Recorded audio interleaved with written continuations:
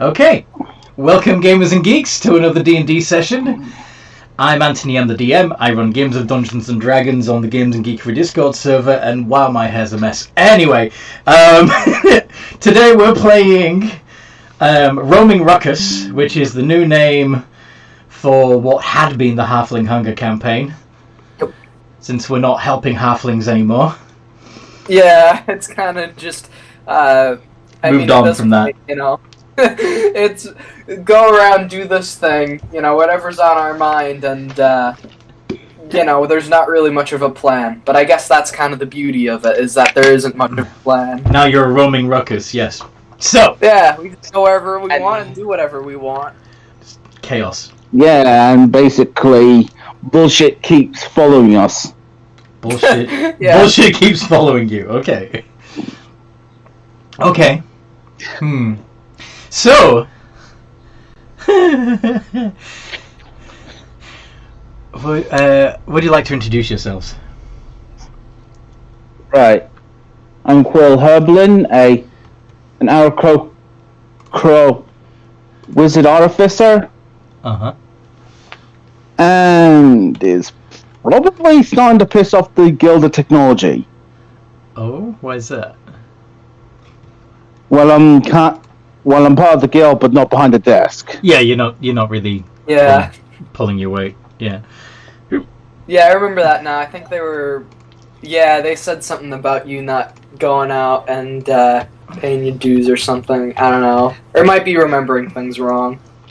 But they're like, hey, are you going to go to the Dwarflands now? And, you know, this section hopefully are. I don't think that was to do with the Guild of Technology. I think that was a Guild of Shadows task to kill as many Fearless as possible. But the Guild of Technology wants him to actually sit at a desk in the Guild of Technology and work on coming up with new technology, and that's what the whole guild is all about. But anyway, so anyway, and I thought to try and make things a little better with picking up some needed materials or something. Yeah, that's what we were going there for. I thought originally that Guild of Technology were Can you let him finish his... Hey, it's not your turn to introduce yourself. Let him finish. Sorry. I'm done. Sorry. Okay, do you want to go next up? Yeah. Just to kind of finish that thought, I thought they were originally like, hey, we can hire these bozos for free if we give them some cool stuff, like right now, and they'll give us resources. So I thought that's kind of why we got what we got for free, basically, you know. You didn't get but it for free. Anyway, I'm playing Urkthur, our lizard folk barbarian. You know, hopefully he's gonna have fun in the Dwarflands today, killing cats. Yeah, that's pretty much it. Alright. Sorry, I talked a lot. Alright, who's next? Sorry. I'm playing Theoden Vidan, the half-elf sorcerer. Boot. See, that's how you do an introduction of that. Yeah, I guess that's fair. That's all I really need to say. Who's next?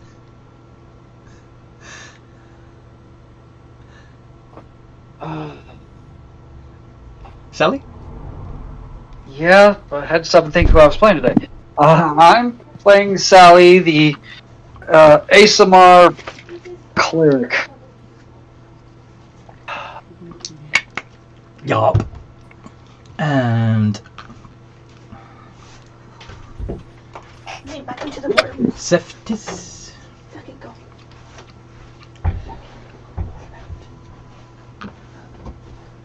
Seftis. Sorry, you're muted. We can't hear you. Yeah.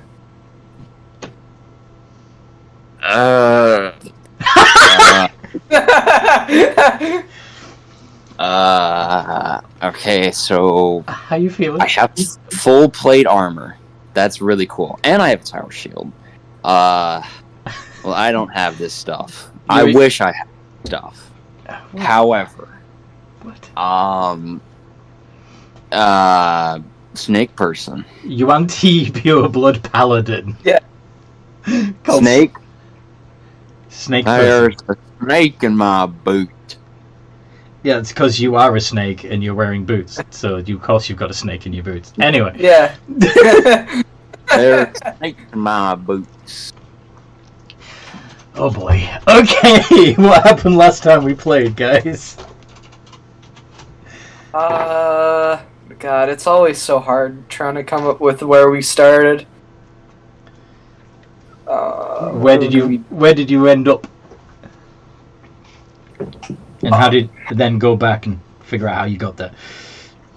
Yeah. We started with the group meeting back up after Morgan had done Morgan. Oh yeah, it was after that whole incident. It was the season 1 finale, guys. You started in the magic shop, having just lost Morgan. Yeah, right. And then so we met up or whatnot. And we Yeah. we headed back to the other. Or no. We agreed to meet somewhere, and a couple of us headed back to the other magic shop. Yes. Yes.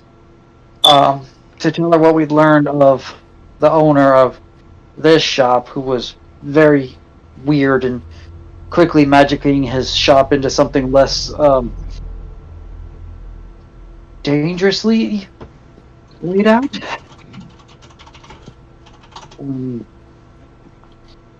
A less problematic layout. Yeah, less problematic layout. And then while we were there, we were discussing with her what had happened, and she basically gave Sally a ring. Yeah, that's a word. Ring. A ring of 3 wishes. Yes. Which you as payment for going and investigating, and because we lost the soul of one of our people in the process, there's nothing like Sally has a bank for whenever I go and draw more cards. Thank you, Sally, for having an insurance plan. Yeah. Yeah. And then Sally used one of the wishes to figure out where Morgan's soul had disappeared to, and found out it was in a poor section of town. Meanwhile, the other 2 had been at the Guild of Technology fiddling with stuff. Picking up a map, a list of stuff that would be potentially needed because Chloe's really trying to smooth over the relationship. And but they decided they were, or at least Theodon decided he was thirsty, so they decided they were going to head out and look for a drink. And wandered through the poor section of town. Met up with. Silas beating up a gnome. Met up with a heavily armored individual beating up a gnome.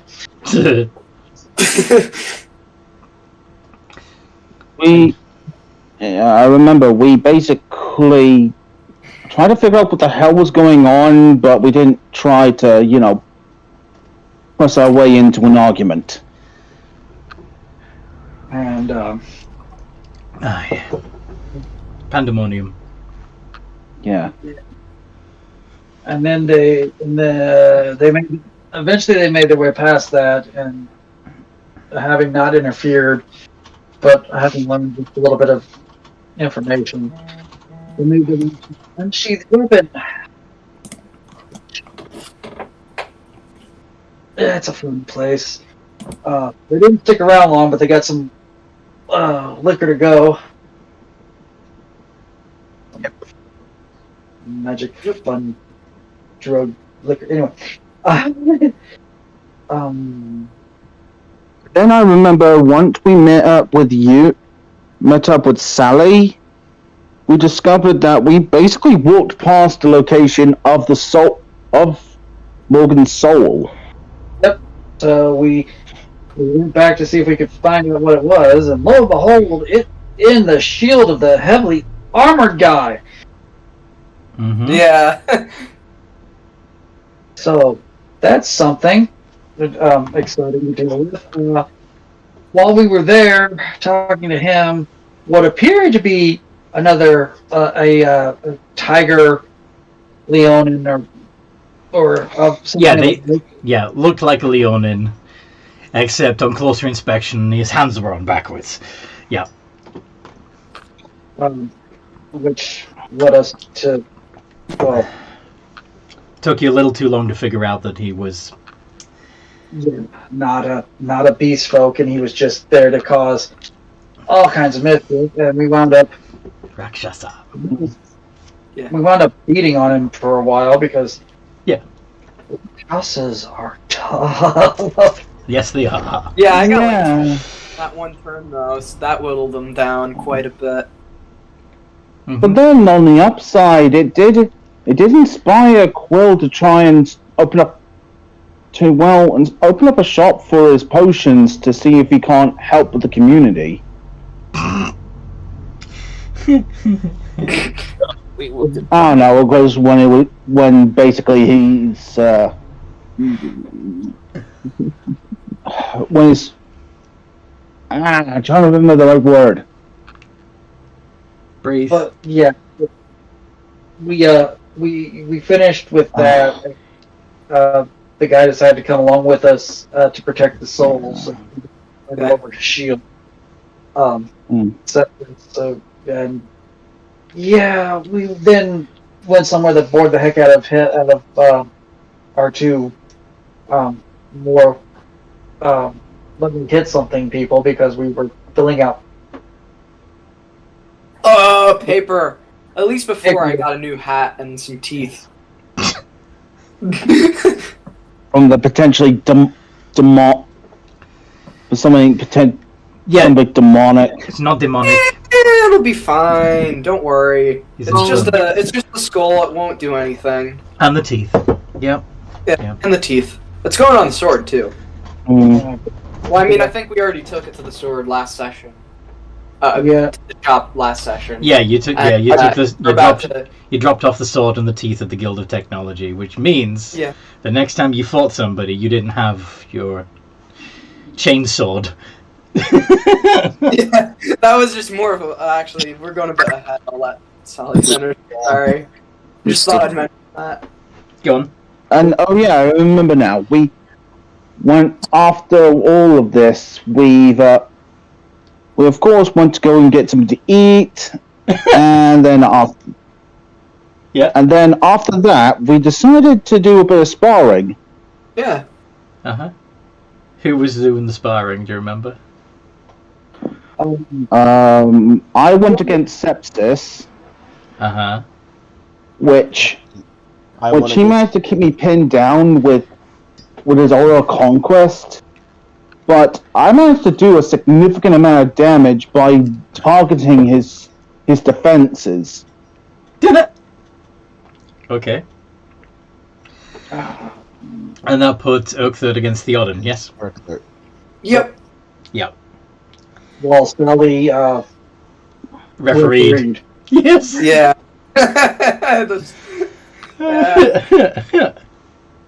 Didn't Oakthird get humiliated?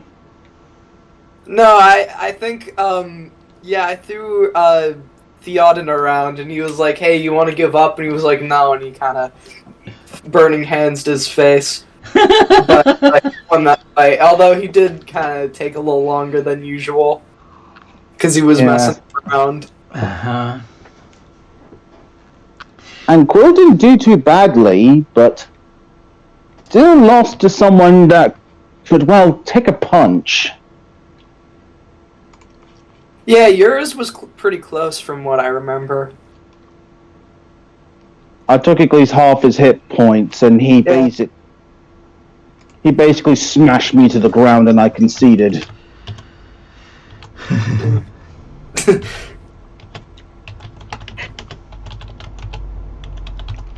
Yes. Yep. And I think that's where we left off. You know, just us. Yeah, going to having bed. just beaten the shit out of each other and then decided, okay, let's go sleep. Yeah. Although it did certainly help us start to see some of our weak points. You could say that, yeah, absolutely. Yeah, I would say if I had my weapon on me, that'd be a lot quicker of a fight. If you'd had your weapon. Yeah. Mhm. Yeah. I was just fighting though, but I'm not, because I think a lot of other people were using their weapons. How dare they, huh? Huh? How dare they? No, it's fine. I got a bite. That's a weapon. Yes. Yes, you has the bite. You has the teethers. Yeah. He's not mad or anything. He doesn't really have a sense of honor, but you know, he just he does whatever he can. Not like what Jean did, where he actively like cheats. Mm-hmm. You know, it's more of just like, you know, I need to win in order to survive kind of mentality. Rather with John, it was more of just, I need to win. You know. Mm-hmm. By any means necessary, yes. Yep. Mm. So, where did you go asleep? I think Urkther went. Actually, if a lot of the group was heading back to the Guild of Shadows, he'd head there with them. I believe there's at least only one a of... lot of the group. Go on. No, never mind. Sorry. I believe that there's at least one of you that has not yet been initiated into the Guild of Shadows, am I right? That would be 7. Yeah. Yeah. I don't think we did rest.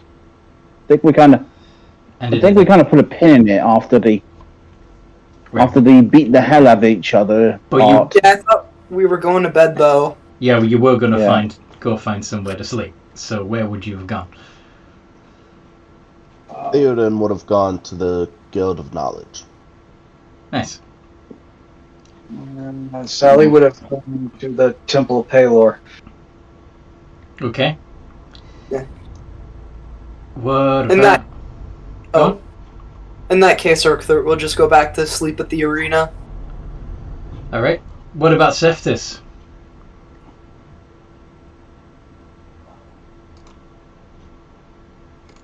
Mercenaries Guild. Cool. Quill, Guild of Technology? Yeah, Guild of Technology. Okie dokie. So, Of course, everybody's mentioning, you know, where we're going to go. the arena or the Guild of Entertainers? Yeah, I'm gonna go with the arena instead. I've changed my mind. No, you said arena. That's what I was checking. Like, I don't think there's actually beds yeah, there. Sorry. I'm sorry. I was thinking that there was rooms at the arena. No, sorry. The actual guild hall. Cool. All right.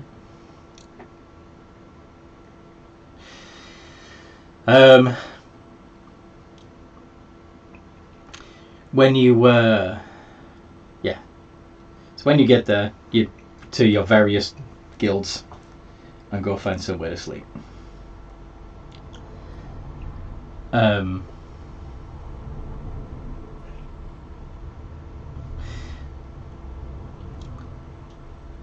Yeah, Urkther will be approached by a big-ass minotaur. Huh? I hear you're an arena fighter, the best there is. Yes. They tell me you're the one to beat. Yes. Urkther fighting arena. They also tell me you've been missing. Yes. Urkther, meet new friends. I can't fight you if you don't show up. Huh? Oh. He's realizing now that he's been kind of missing out on guild duties. Oops. Be at the arena tomorrow, and we will see which of us is truly the mightiest. Okay. Urkther, show up. Good. As if you don't, I will come find you and fight you wherever you are. Oh, okay.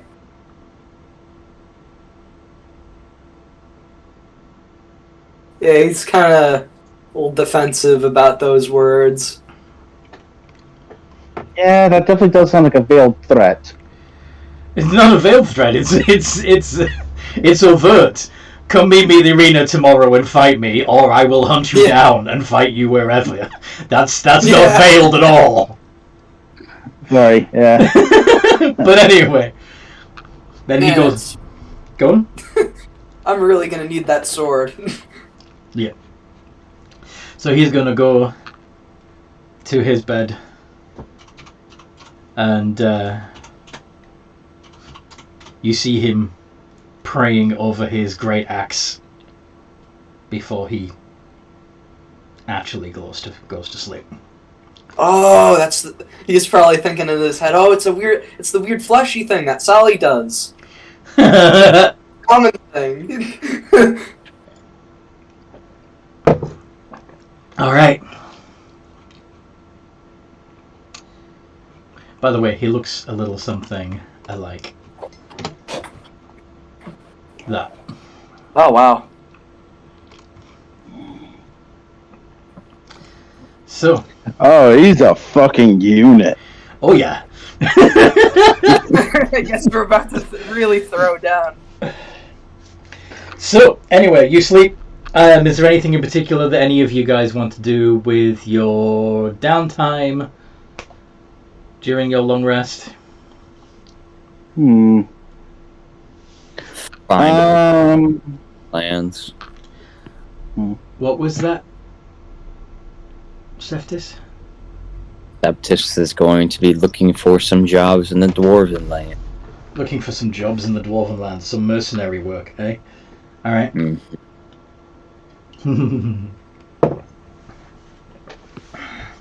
So I believe Quill would be with some of the parchment, and knowing that he need to get to work on a job with them, after he comes back. Are you saying on the idea? Yeah. Are you saying that you're going to spend a couple of hours at your desk working out some ideas? Yeah. Okay.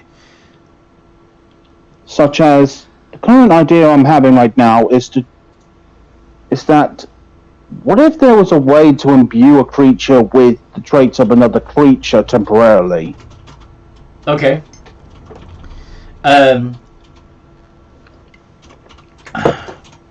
While you're there, you'll see a new face. And a dragonborn, I believe, if I remember correctly. Mm-hmm. They seem to be working on a steam-powered engine of some kind.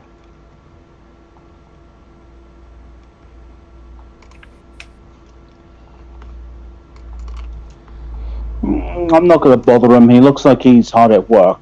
Okay. Anyway, in response to Seftis, you said you were looking for jobs, some mercenary work in the Dwarven lands specifically. Mm-hmm.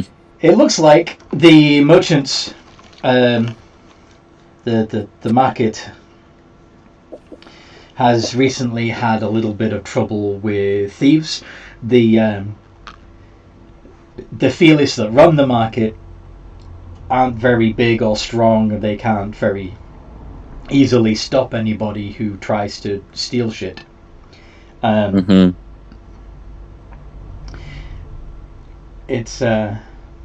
It's beginning to get ridiculous, so they would like to hire somebody to basically to be a rent-a-cop, security officer.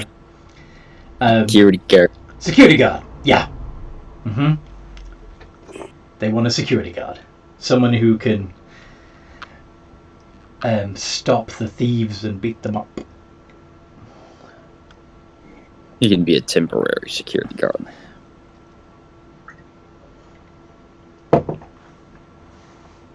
Okay. What's everyone else doing?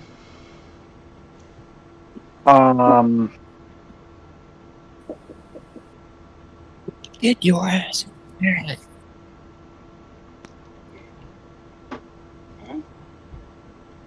Theoden? Is there anything in particular you'd be doing with your downtime? Need to kill. He's gonna read up a bit on the dwarf lands. Uh-huh. Okay. So, you don't... do an investigation check, see what you can find.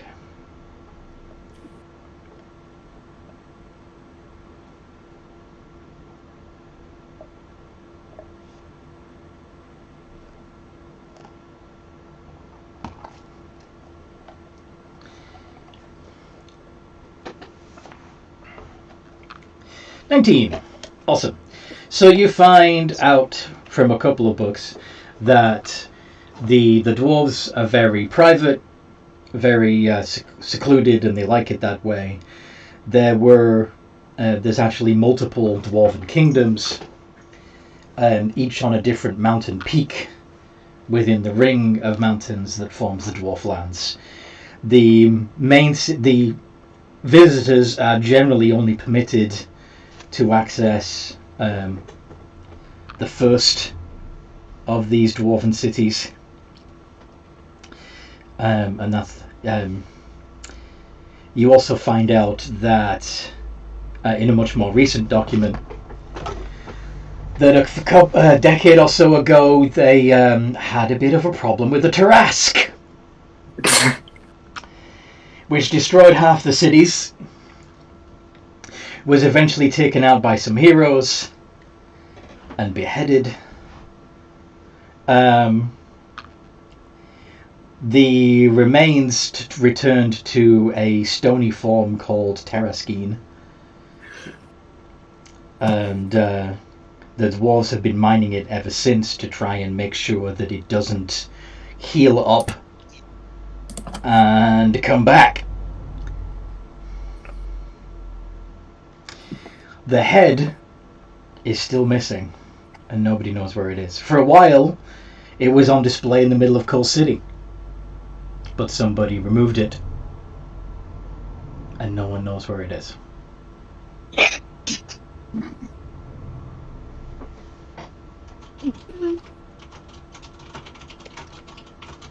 So, Nobody knows where it is. well, I'm assuming at least one person knows where it is. The asshole that took it.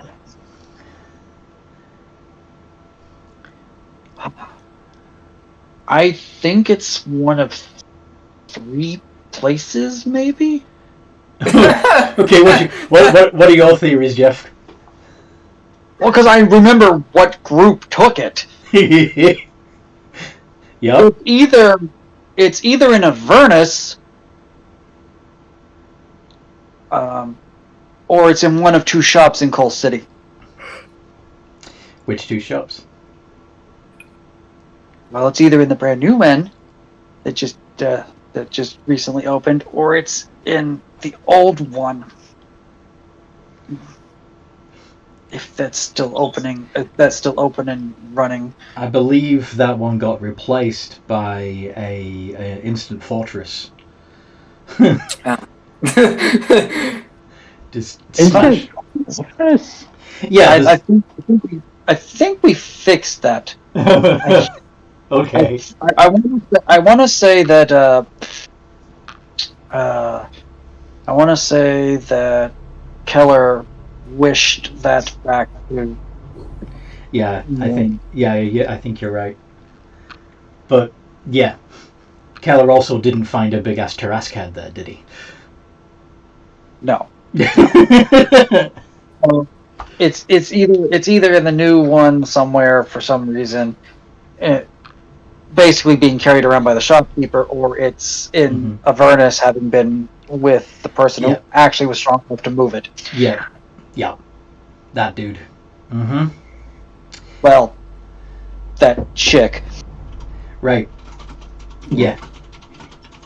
Lilith. Mm-mm. Remember, it was. Oh, it was the fairy. It was the fairy. The barbarian fairy. Yeah. Yep.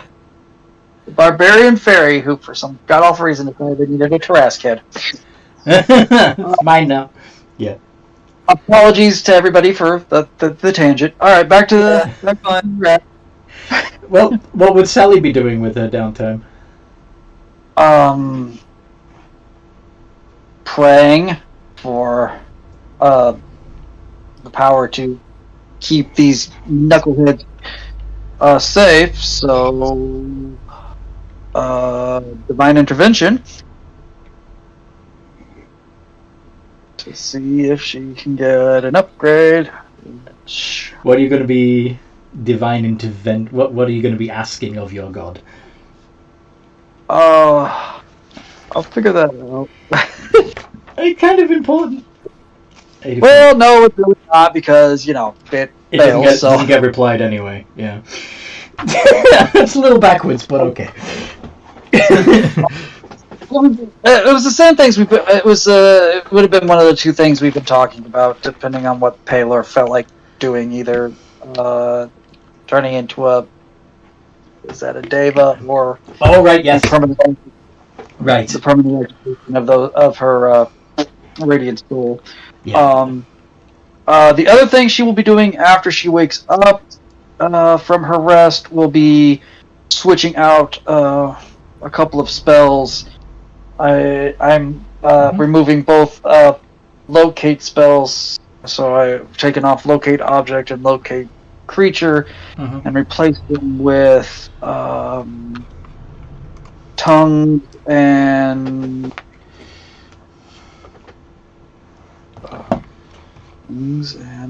gentle repose. Okay. So,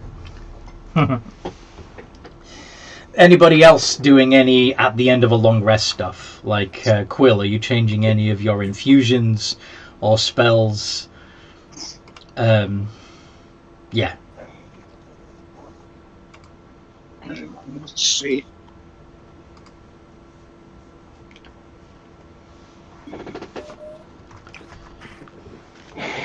Oh, come on.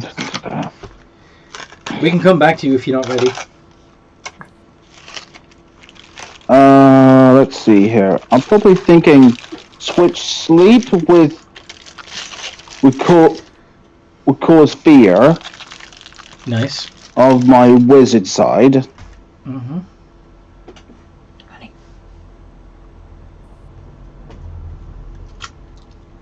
I'm thinking switch spirit shroud with minute meteors.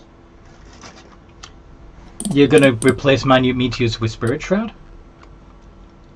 No, you know what I mean? It's a wizard one I got. Okay, well, you've already got minute meteors, right? Oh, you mean you're just going to switch the... Yeah, okay, I know what you mean now. And switch sickening radiant with psychic lance. Nice. And as for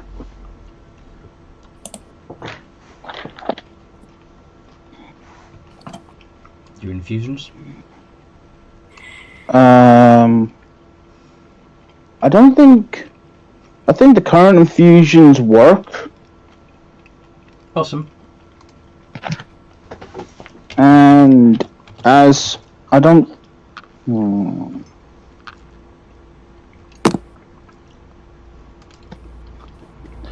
I'm thinking identify instead of grease, and especially if we come across something that But I really don't want to touch. Identify instead of grease. Okay. Yeah. That could come in handy. Okay.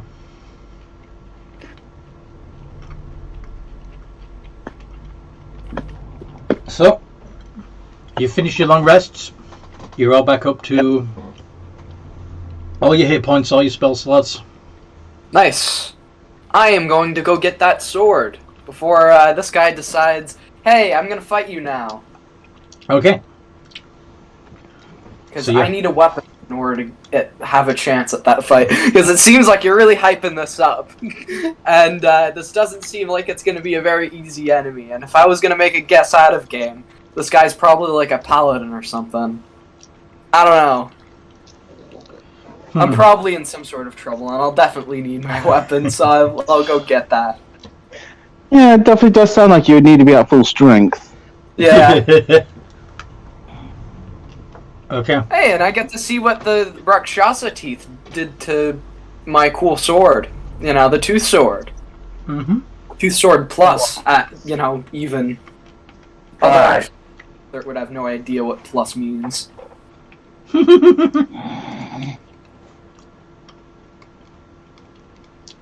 You have it written down what it does already, right? Because it's not on your character sheet. Yeah, I forgot to write down that it was a sword of wounding, like mechanically. Right. Yeah. Okay, thank you.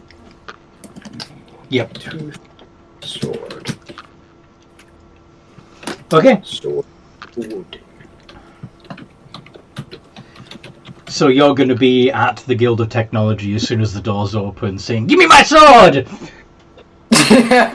He's like, oh, I gotta prove my strength and I need my weapon back for this, you know. Yeah. You'll have some smug artificer saying, if you need the weapon, then you don't deserve it.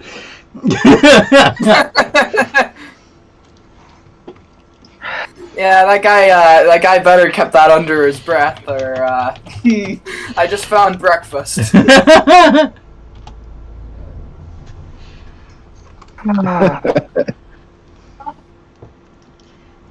I'm gonna save myself some money, and I'm gonna cast a spell. What you gonna cast? I'm gonna cast Goodberry. Why? So you have 10 berries? Yeah.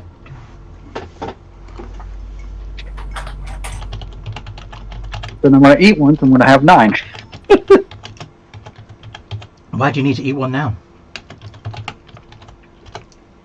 It will give me all I need for the day. I won't have to worry about hunting food later. Oh, okay. I see. So,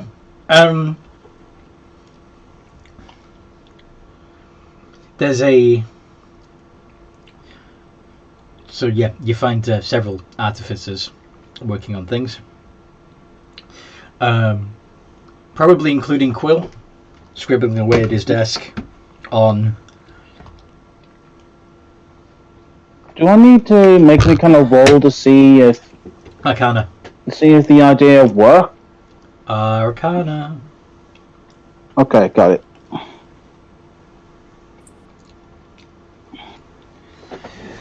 See if you already have the knowledge. 16. Okay. You know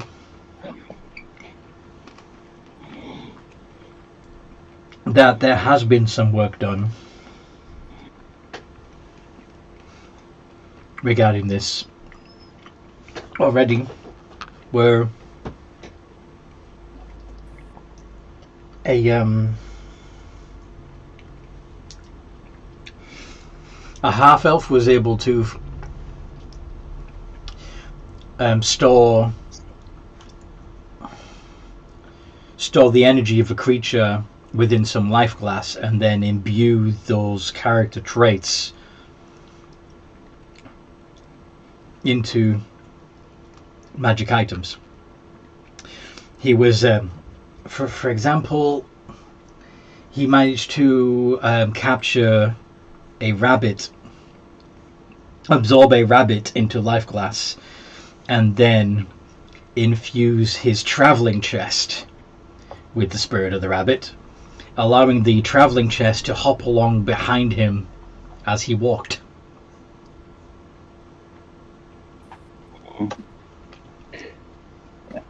Any chance of any negative side effects, or Just the normal ones from, dealing with handling life glass. yeah,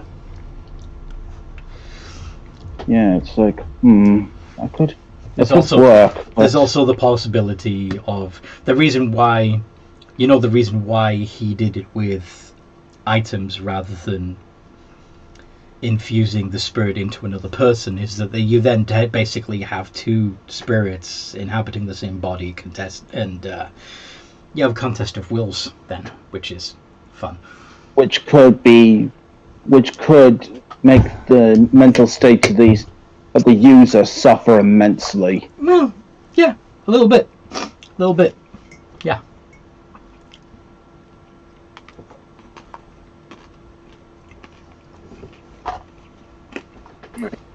Yeah, it's like there's something there, but needs a bit more testing.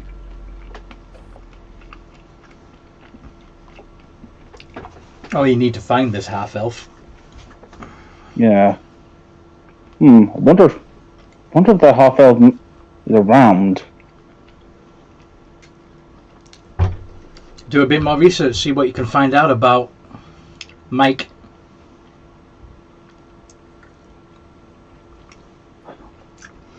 Full name Mike Hale. Alright.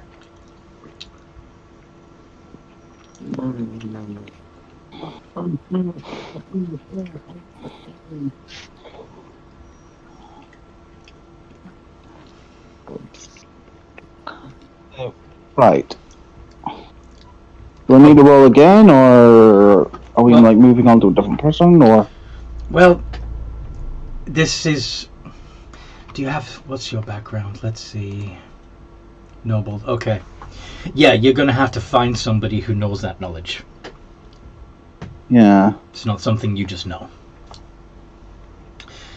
So,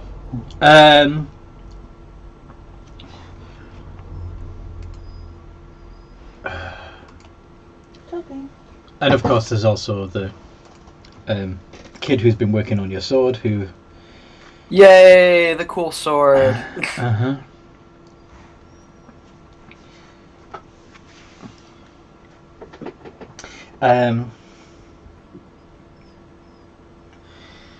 I'm sorry. I'll have to go take care of Toby unless you can do it.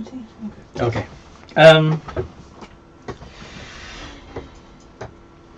So yeah, he's successfully installed these extra teeth onto your sword. Thanks. You're welcome. Yeah. Is there anything else that you want to donate? Urkthlert go to Dwarfland soon. Need to go fight Minotaur Fleshy first. Okay. Well, I'd appreciate any support that you can provide me in my studies. Okay. No, he doesn't have anything. He already gave the gnome skull to the last time he was here, I think. Yeah. So I don't really think he has a whole lot that he could probably give.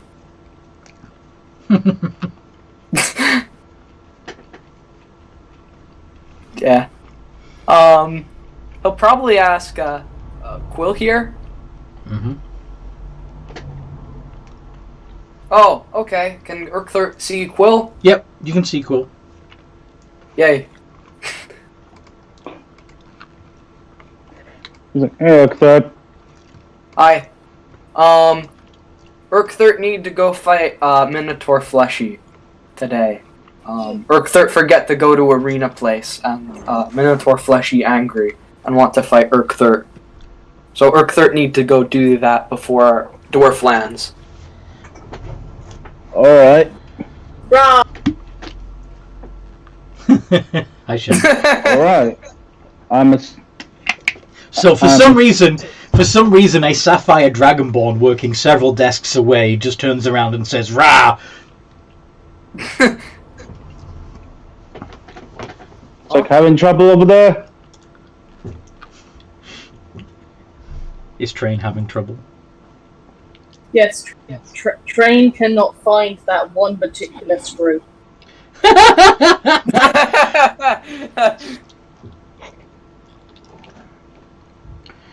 Alright then. Okay. Out of character, can that blue Sapphire Dragonborn have a little bit of hair for some reason? A little bit of hair?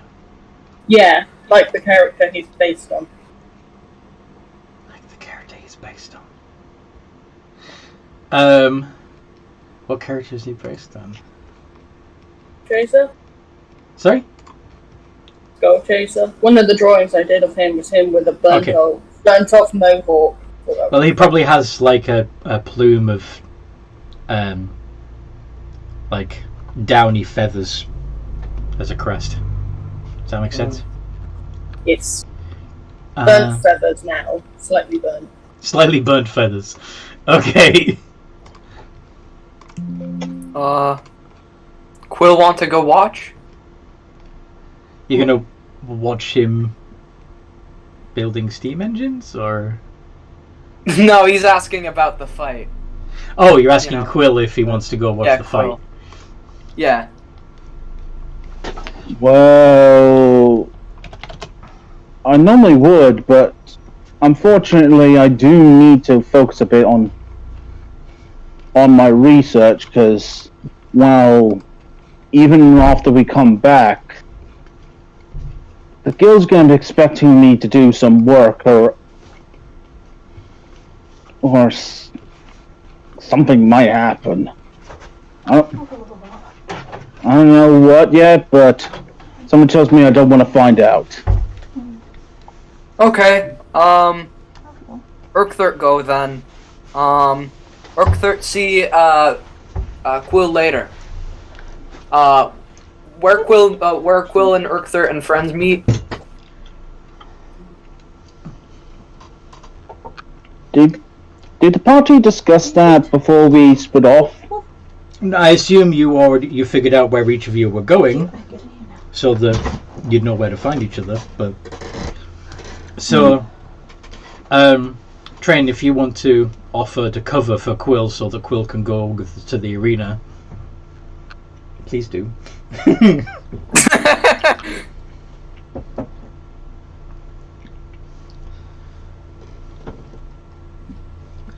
I guess they're not. Never mind. So, so Quill's stuck at the Guild of Technology and can't get away.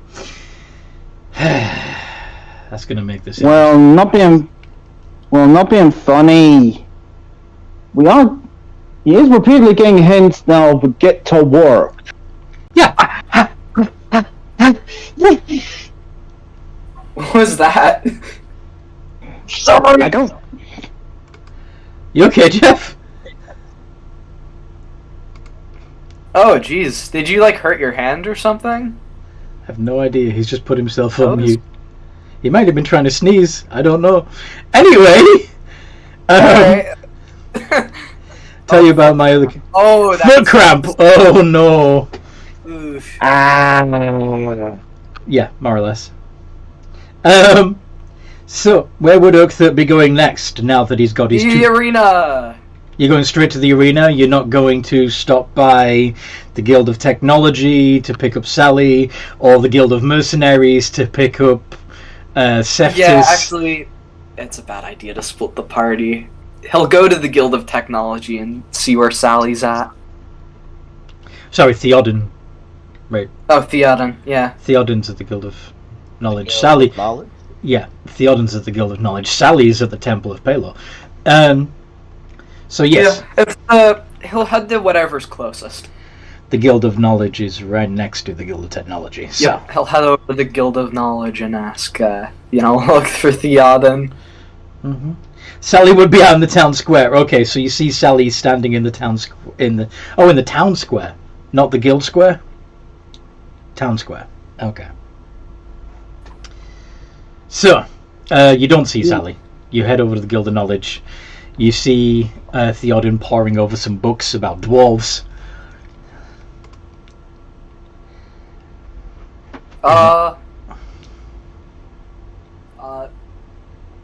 Theoden? Urkther plan change. Urkther have to go fight, Minotaur Fleshy for Guild Place. Urkther be away from Arena too long. Urkther want to know if, Theoden Fleshy want to go watch. Every single book that's open just shuts, just one after another. Yes, let's go. Okay.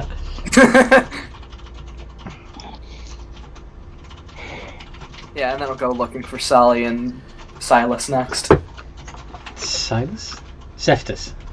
Yeah, Seftus. Seftus is the closest. He's in the Guild District also, the Guild of Mercenaries. Yeah.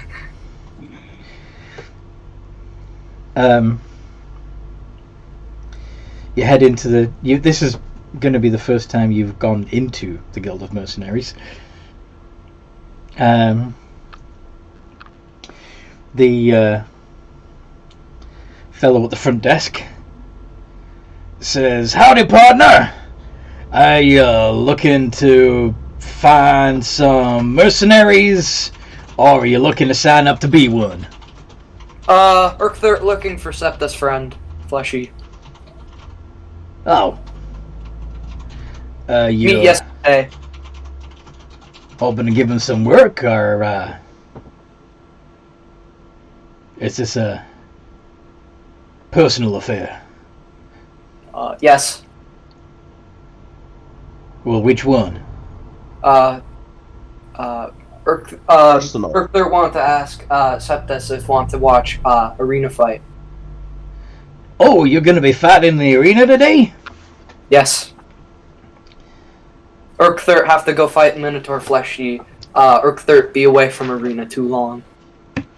Ah, well, maybe he'll see you there then. Okay. I'll tell him when I see him. Okay. Thanks. We'll just go off. He'll completely trust that this guy will tell him. I swear by my dancing pole. But yeah, yeah. then I'll go off and look for Sally. Okay. So, Seftis gets a note telling him that Urkthut, the lizard folk, champion of the arena, has invited him to watch him fight at the arena. Sure. Got nothing else to do. So you think they accept horses in the arena? Do you think they accept what? Steeds. No, they don't. Why? Because I'd imagine Septus would have casted Find Steed by now. So you're going to be walking around the city. You're going to be going around the city on your steed. Yeah. All right. You get maybe to the edge of the guild district before you're stopped by guards and told to leave your horse outside the city limits. They don't know how you got it in there. But please take it to the stables outside the city. Well, if it was just a common rule that you can't ride your horse, then he wouldn't have summoned it. Right. So, fair enough. So yeah, he'll be walking on over to the Okay. arena, I guess. As you pass through... As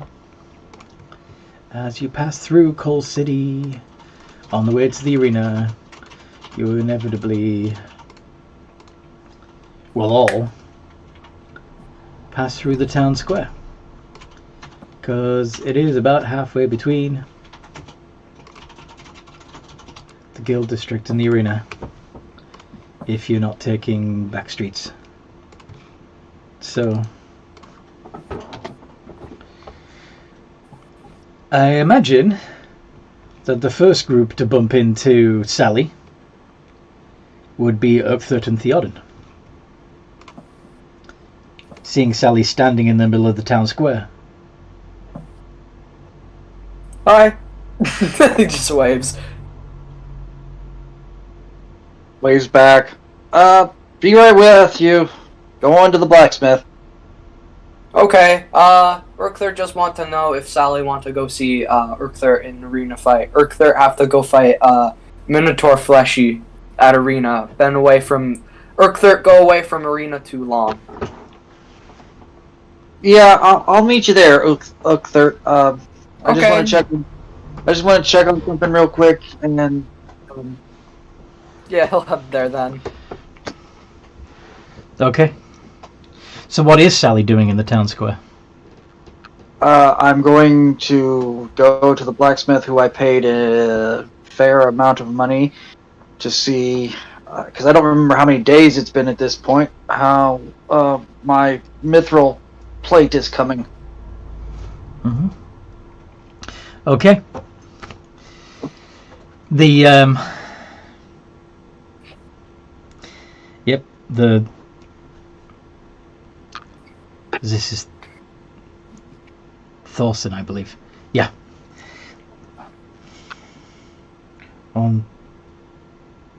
Yes. Oh, I wondered when you'd be coming back. Your armor's all ready for you. Alright, well, thank you very much. Need anything else? Don't suppose you'd give me a hand putting it on? Well, sure. We gotta make sure it fits right anyway, don't we? Whoop. Yep.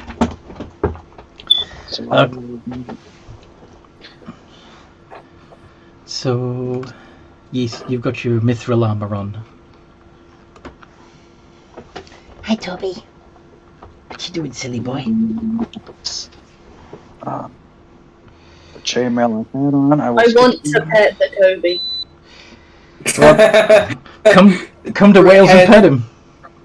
Keyboard. You need to bring him here. Through screen. Then you need to pay for my flight. Anyway. No. No. I want to pet the dog, but I want to pet it for free. I'm sure you can find other dogs in Jersey. Anyway. Yeah, there's lots of dogs. Yes. Although it is an island, maybe they don't exist in Jersey. Do you have dogs in Jersey?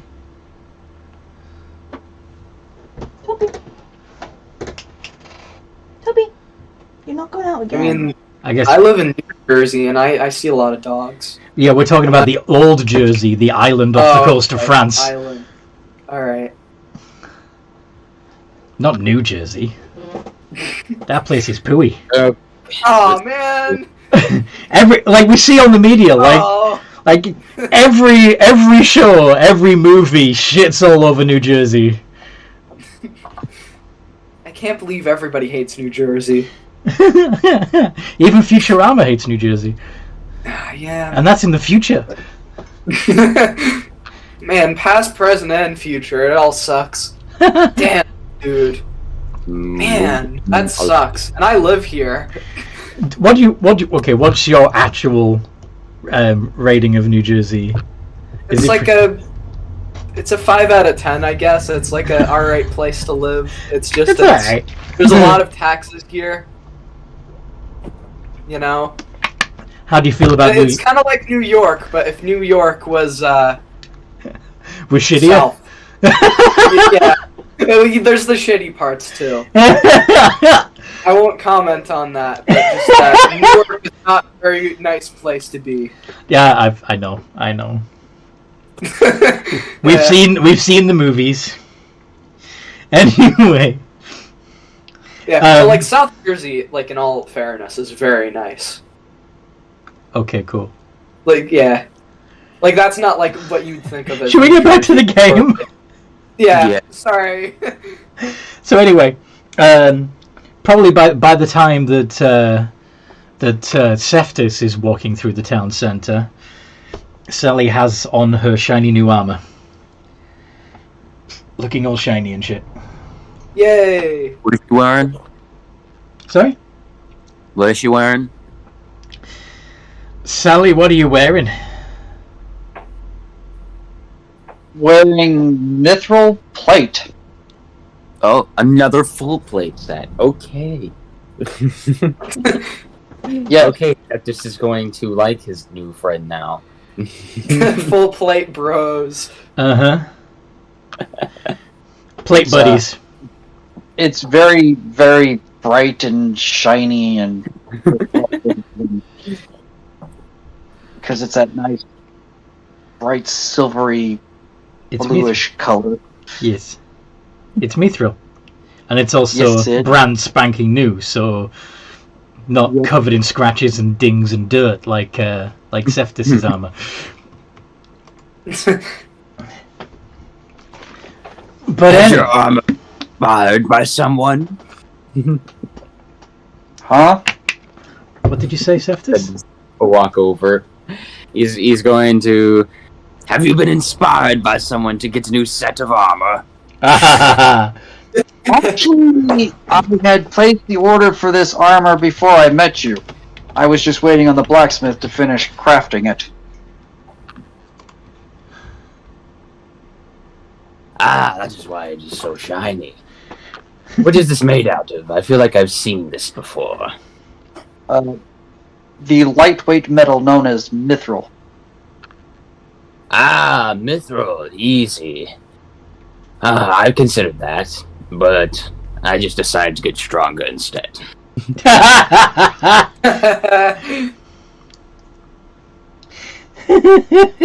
Going off to see Erkther. Yeah, yep, that's what I did too. So might as well work together. Leave the numbers. Okay. So, yeah, you're heading off to the arena too. In the meantime, Quill, where do you think you might go to find the knowledge that you might need? I'll to the Guild of Knowledge. Yeah!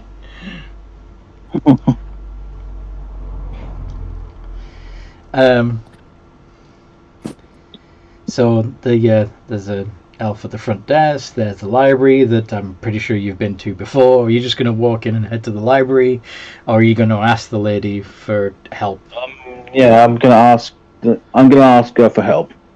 What are you going to ask her? It's like, hey, I'm looking into a half elf by the name of Mike. Well, I don't believe he's a professor here. Any research? Then any books that pertain to the individual? There could be. Feel free to make use of our library for the usual donation.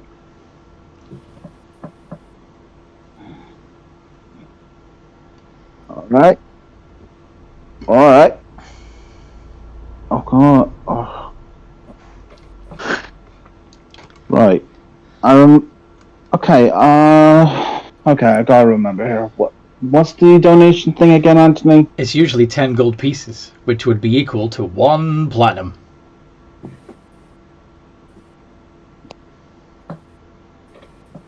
Then I just give her 10 gold. I'm showing What? How much gold do you have according to your character sheet?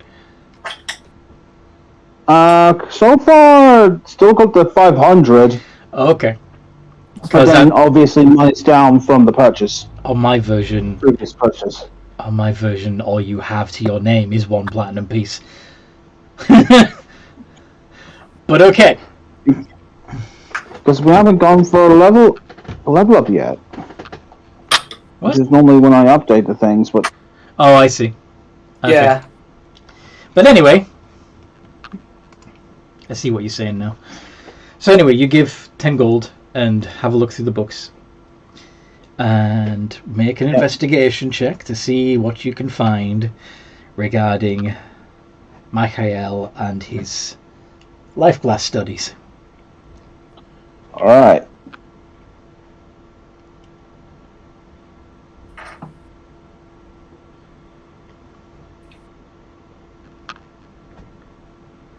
Twelve. You find... Sorry? Okay, I thought somebody else was saying something there. Anyway, all you can find is some one-paragraph reference to his experiments being unethical and undesirable, and it is believed for that reason he left the surface and moved underground. Yeah, so Quill's thinking to himself, so the sort of life class method is dangerous. No wonder from it basically taking souls. Okay.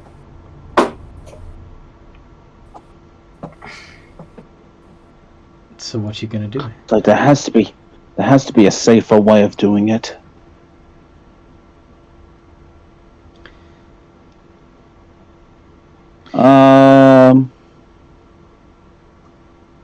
Would it be possible to look into things pertaining to transmutation, as in changing one thing to another thing, to see if there's any leads in there?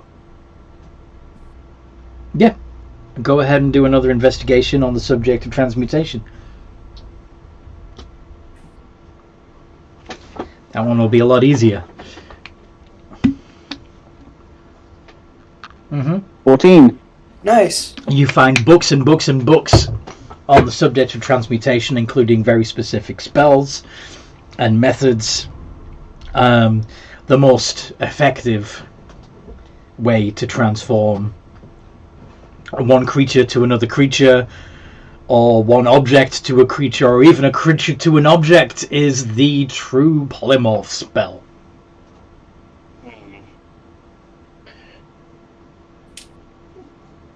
But my guess is it's rather clear to my character that it is. It takes far too much strength in magic to. Yeah, you're not there yet. You're not powerful enough to do that. Pull off. But let's see. Simpler versions of the spell, like standard polymorph, is only a 4th level transmutation spell, and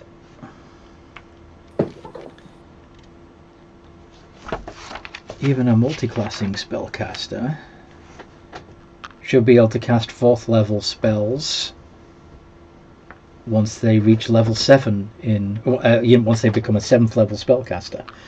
And you've got your artificer levels count for half, so you are, I believe, a 7th level spellcaster.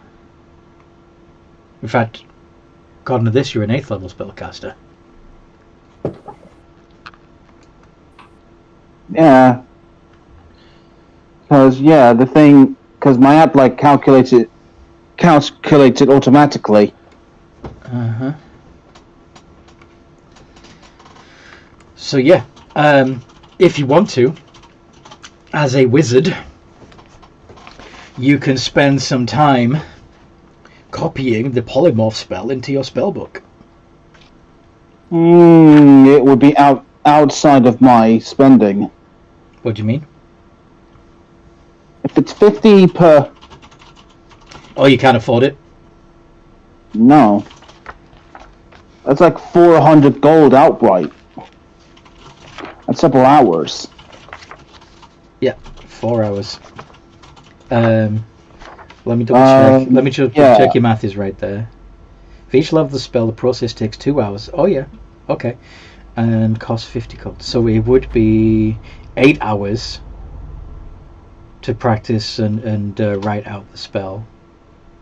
And 50... It would only be 200 gold, not 400. But yeah. It's still a substantial chunk of my money. Your choice.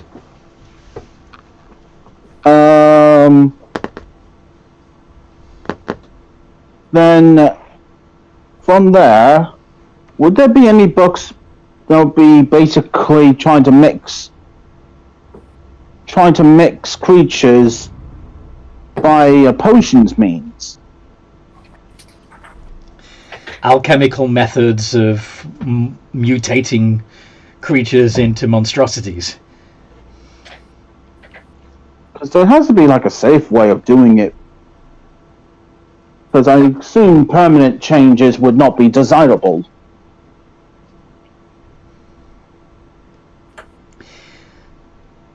Make a... so you're looking specifically into giving creatures the traits and abilities of other creatures, yes? Yeah. Okay, make another investigation check.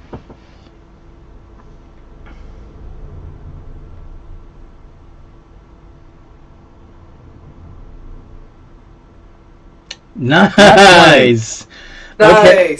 Whoa! You come across a slim volume that discusses a distant land on the other side of the world, almost, called Chaipan, specifically a clan of peoples there known as the Zokyo clan, who have mastered the ability to give animal mutations to humanoid creatures. Then yeah, we'll be noting down the location with a question mark, potential lead. Let's take a trip to Chaipan. Obviously not yet, but you get what I mean. Yeah. If I get an opportunity. We're just going everywhere, Yeah, why not, eh? Well, Quill is going into, some rather weird places with this research. Mm-hmm. Okay. So, in the meantime, Urkthurt has brought himself in through the entertainer's entrance.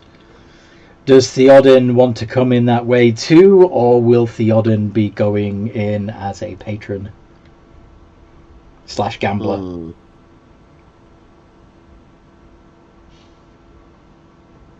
Patron / gambler. Oh. Okay.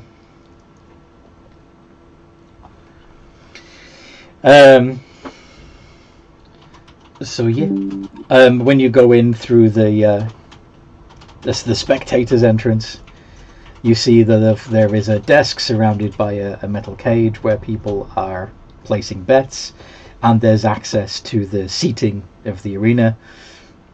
Do you want to go place a bet, or do you want to find it? Okay.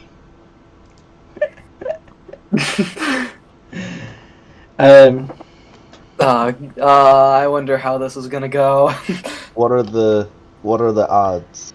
Well, you don't see Urkthurt's name up on the board yet because he's literally just got there.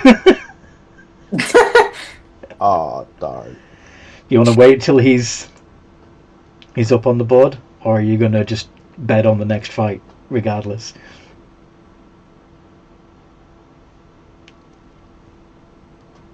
What's the next fight?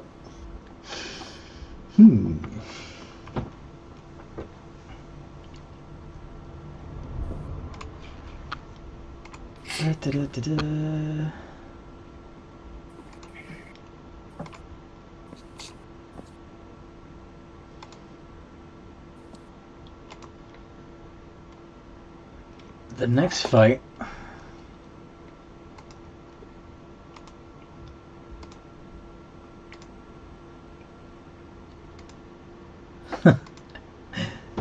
appears to be between a werebear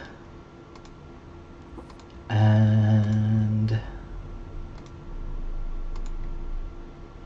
Come on. Yeah, that might be the best one. A transmutation wizard.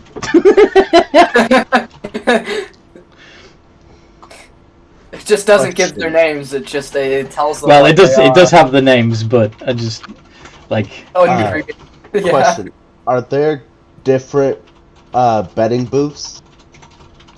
There's yeah. There's several windows along the desk, like little. There's at least 3 positions. All in the same place. Yes. Hmm. Why? I mean, there's only one real way to guarantee you win. And that's to bet on Are you both? gonna cheat? Place a bet on both of them. Is that allowed? Can you do that? If they don't find out about it and don't realize it's you. Okay, but let's just say, for argument's sake, that this is a really simple betting system, where basically if you win, you double your money, and if you lose, they keep your money. What would be the point of betting on both?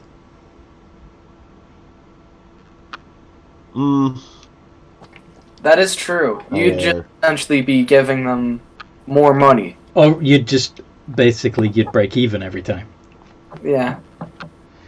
Because, yeah, you'd lose the same amount that you made. Alright, I'll bet on the werebear for the first. You think the werebear's gonna kick the transmuting wizard's ass? Alright. I'll just do 20 gold. 20 gold. Alright.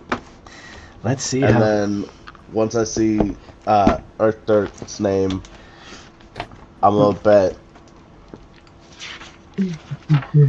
Alright. 300 gold. Oh.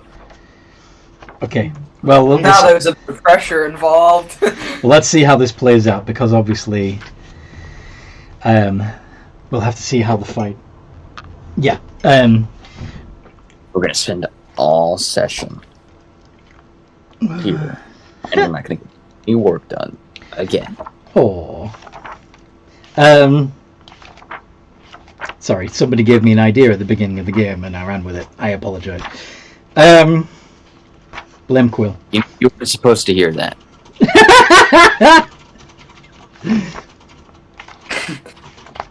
Your dissent has been noted. Okay, so obviously, while the fight is going on,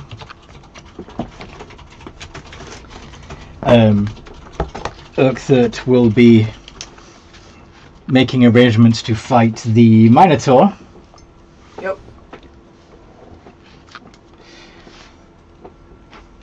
And no doubt Seftis and Sally will be arriving at the arena. But let's see. So, also, just out of curiosity, how big is the actual arena? Do you see the map? Like the fighting pit? Yeah, it's huge. That is a big arena.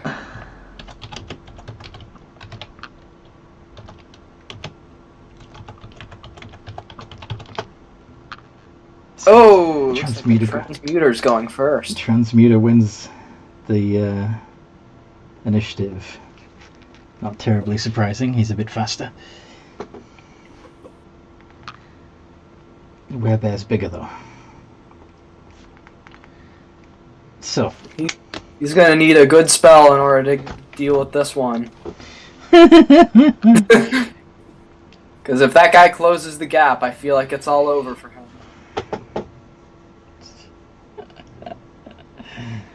Okay. The first thing that the transmuter is going to do is cast slow on the werebear. Whoa, you slowed. Sorry? I'm sorry, I'm just making sound effects. Why would slow make an explosion sound? But the werebear gets a 19 spell save DC was 14, so the werebear shrugs off the slow. This guy's probably like, oh shit. The werebear, who already shifted into his hybrid form in anticipation of this, is going to move 40 feet across the arena, closing the gap, and make 2 attacks with its great axe. Uh-oh. This guy might be in trouble, you know, especially if he gets any crits.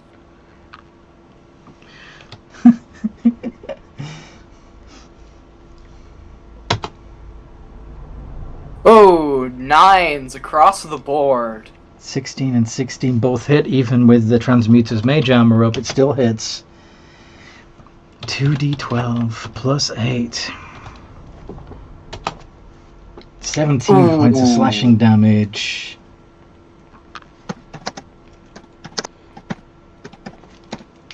And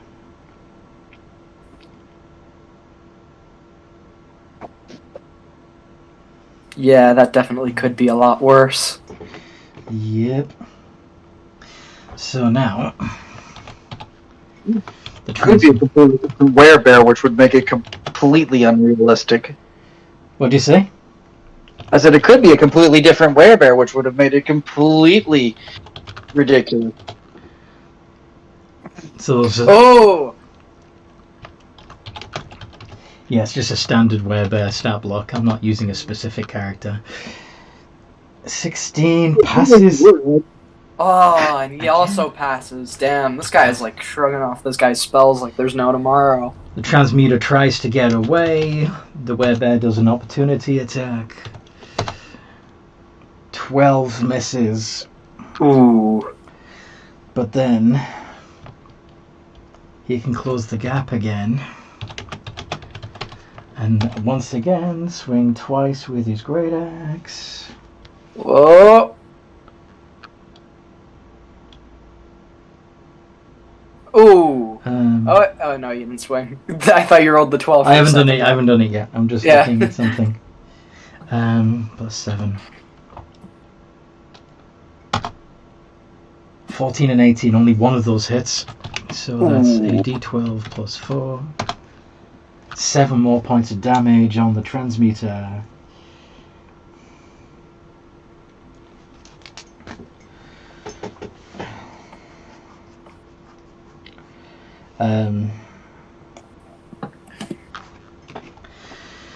Transmuter's going to change tactic. And d20. Well, the werebear's going to need to make a dexterity save as the transmuter wizard drops fireball. Ooh! Freaking saves! So both of them only take half the damage because the transmuter is using resistance to fire with his transmuter stone. So He didn't angle it in a way where it couldn't hit him? they're within 5 feet of each other at the moment. Oh, alright. Well, I mean, he could have... nah, never mind. Sorry.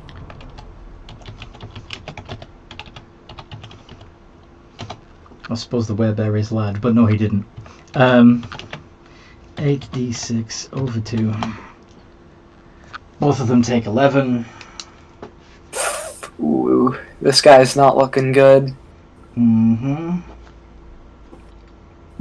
He hasn't even lay. Well, I mean, you did lay a scratch on him, but not much. The werebear, undeterred, not fucking bothered. Makes 2 more attacks. 26 and 24. Both of those hit. 2d12 plus 8. Knocking the transmuter out cold. Werebear wins. Hey. So I gained 20 gold. So, yeah. So you got your 20 back plus another 20. So that's 40 altogether. And by the time that Sally and Seftis have gotten there, we have... Was there really a doubt? If the transmuter could have stayed away, it would have been a different story. And if the werebear had failed some of those saves. But anyway.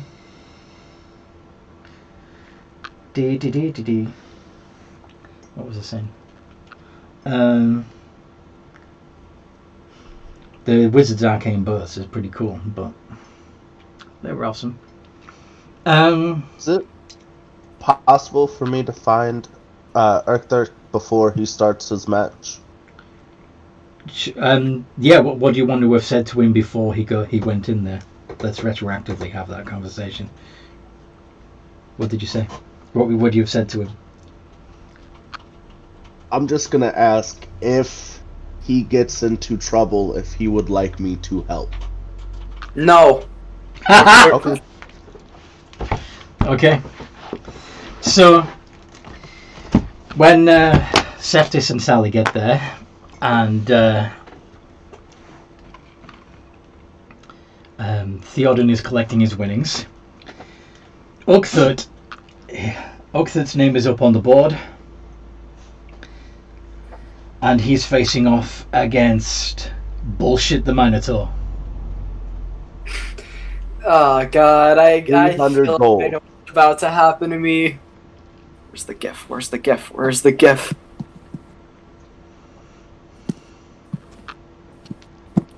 There we go. Random bullshit go. Random bullshit go. It sounds like you're about to get Yes. fucking wrecked.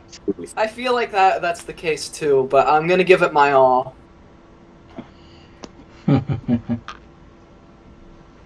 Although at least you're a bear barbarian, so Yeah, that helps a little. Maybe. most things would have to hit really hard to get past your armor. And hey, I got my past cool sword with the Rakshasa teeth, and that might do something. I don't know. Yep. But So- you know, you don't know until you try. So are Sally, Seftis, and Theoden placing bets? I know that Theoden already said that he was placing a bet. 100 gold. No. Theoden, how much? 300 gold. On Arthur. Uchther. Okay. Let's see how this goes. Part of me wants to say Sally would, but not necessarily on. Are you gonna bet on bullshit? How much you gonna place on bullshit? Oh, how much does she have? All of it. You're not betting over 500 Is money. We're So, gonna make it back. Just throw it all in there. what Come did on, you it's a 50-50. I like my odds. go on, Sally? What were you saying? We're gonna go with. We're not gonna go huge, but we're gonna go 83 83. gold pieces. 83 All right. gold on bullshit. Mm-hmm.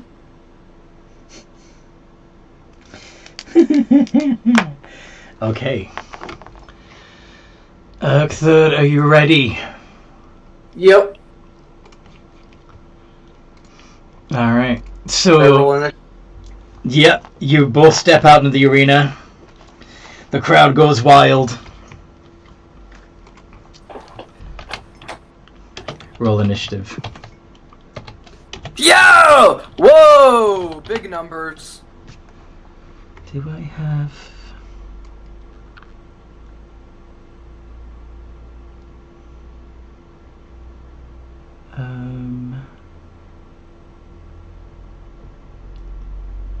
Yeah, I think I would.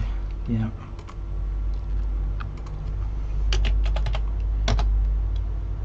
$16. So yeah, you get to go before bullshit. Alright. He's gonna rev up his chain sword. Run! And rage. And we're gonna run over to him and make 2 attacks. Okay. That's gonna be 2. The Battle of the Barbarians! Yeah! Advantage because I'm berserk. Go! 23 and an 18. And only the 23 hits. Ah, this guy's got really good AC. So that's gonna be... Unless I'm wrong, and something else has changed, it's gonna be 2d6 plus 7. Yep. Still 2d6 plus 7. 16, points of and damage. he's wounded. He's got a nasty wound. Mm-hmm. But it is, of course, slashing damage, yes? Yeah, it's slashing. So he takes 8! Oh, yeah, he must be a barbarian, too. Oh, no, he is a barbarian. He's a barbarian. Or maybe he already is raging. I was hoping He's to a catch it, because I felt like he was a barbarian. Yeah, I was hoping he'd be gonna be able raging to as catch soon him before. he'd be raging as soon as he stepped into the arena. He's ready for this fight. Alright, I see. And, yeah, I guess that's my turn. I can't do anything else. I guess I'm gonna have to survive whatever he throws up against me next. He is going to bellow in your face, just for flavor. That doesn't do anything.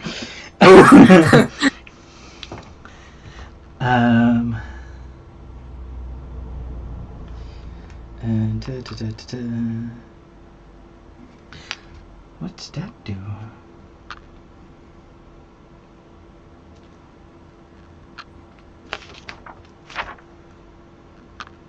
Attack with bad breath. Sorry, I'm just looking something up that shows up on the character sheet that I generated, but not in my book. So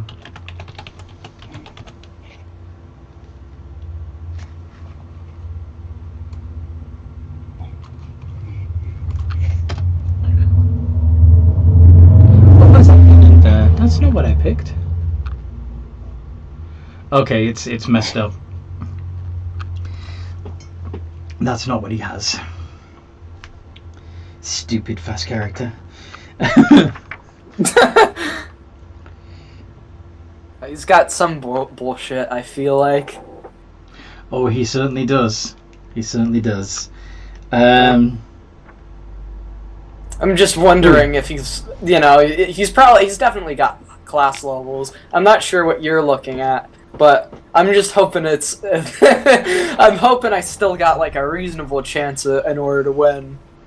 I feel like I won't, but I feel like I could somehow. Alright. So, first of all, he is going to make 2 attacks at d20 plus 15. And he's going to do so recklessly. It won't matter anyway, because... You also attack recklessly, yeah. Reckless. Yeah. Ooh, that averted disaster. Oh my god. A 30 and a 22. Do those hit? Yeah, they hit. Okay. Yeah. So that's 2d12 plus 18 of slashing damage, which of course you get to half as well, to 12, but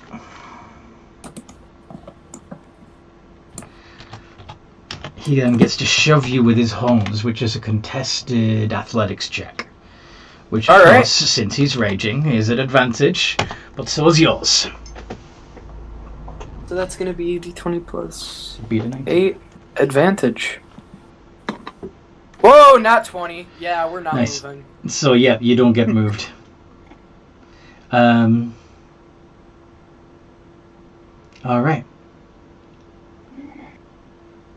Your turn. Alright. I'll go. So, RR 2d20. Actually, 3d20, because I'm going to bite him. You're going to bite him? Yeah. I'm going to bite him. You're going to use your bonus action bite. Alright. Yep. That's pretty much what it is. 3d20 plus 8 advantage. Oh my god, I rolled. Only the 21 hits.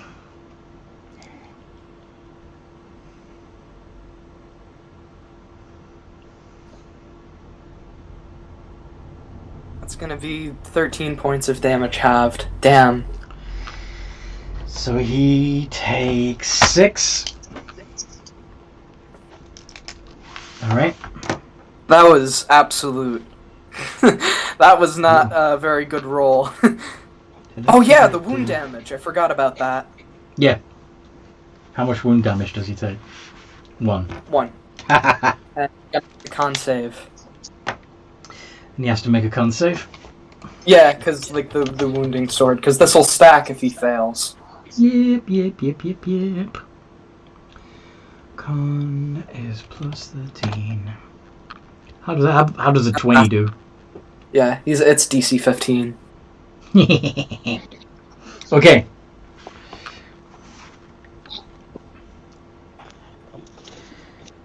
So his turn, yes. Yep. Yeah, that's the end of my turn. Yeah. I can't do anything else. Looking up something else. 2d20 plus 15 ADV. Actually, let's do it the other way around. Let's do the contested strength first. Alright. See if he can knock you prone first. Not that he needs to. Yeah, we're not going down. Not going away, not going down. Okay. 2d20 plus... So he tries to shove you with his horns and you shrug it off. And ABV. Boosh. 30 and 33. Definitely both hit. Neither of them are crit. Christ. Neither of them crit though. However, he is going to Divine Fury on that first hit. So 2d12 plus 18. It's actually, you forgot to add his rage bonus before, so that's actually 18 plus 8 is 26. Plus another 1d6 plus 10. 50 points of damage. That's going to be half the 25. Half the 25. Yeah. Ouch. That hurt. That took quite a bit out of me. Alright. And then... Oh, he's not done. Actually, yeah, I'm gonna leave that for now. Okay. Go on. I really need my hits to land. Please. No, come on. Only one hits. And it's the bite. So at least I'll regain some hit points from this. So it's going to be d6 plus 7. 11 points. 11 I regained points of damage. which is again halved to 5. Yeah. I regain 2. You regain 2. Well, I mean, like 4. Sorry, 4. 4. Yeah. Okay. Because it's average, it's not based on the damage that you dealt. I wish it was, though. Which would incentivize you to, kind of put better damage into the bite. But, yeah, that's my turn. I don't have anything else.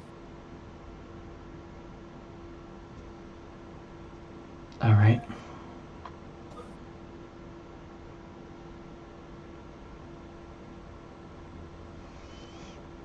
He is going to fall back 30 feet, which means you get an attack of opportunity.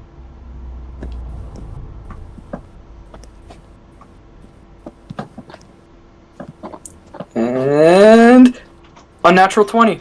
That hits. How much damage do you do? That's 2d6 plus 7. So that's going to be 12 points of damage. Half to 6. Yeah. And then he is going to charge in. This Minotaurs can charge. Yeah, hitting you with his horns, his goring rush attack. D20 plus... Fuck, why isn't it on there? Okay. Yeah, it'll be a plus 12. With advantage.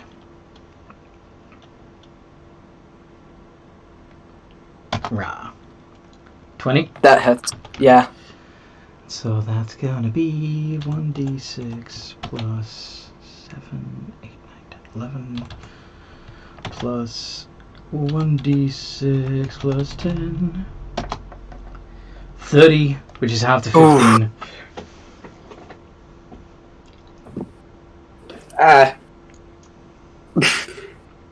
That's gonna be 15 down to 69. The funny number, haha. It's the funny number. Yeah, I don't think I'm winning this fight, but I'm putting up a. I'm not gonna let this guy take me down without a fight. So I'm gonna give him one hell of a ride. That's what it is. ADV. Attack! Yes! That's better! 2 of those hit.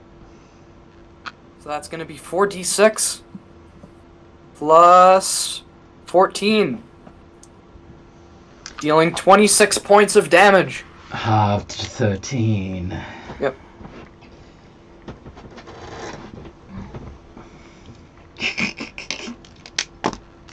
This is brutal. This is absolutely brutal. Yeah. I didn't hit with my bite, I think, because I'm assuming this guy's an AC of 20. Yeah. So that's my turn. Want to concede, little lizard? Yeah, he growls. He's not giving up.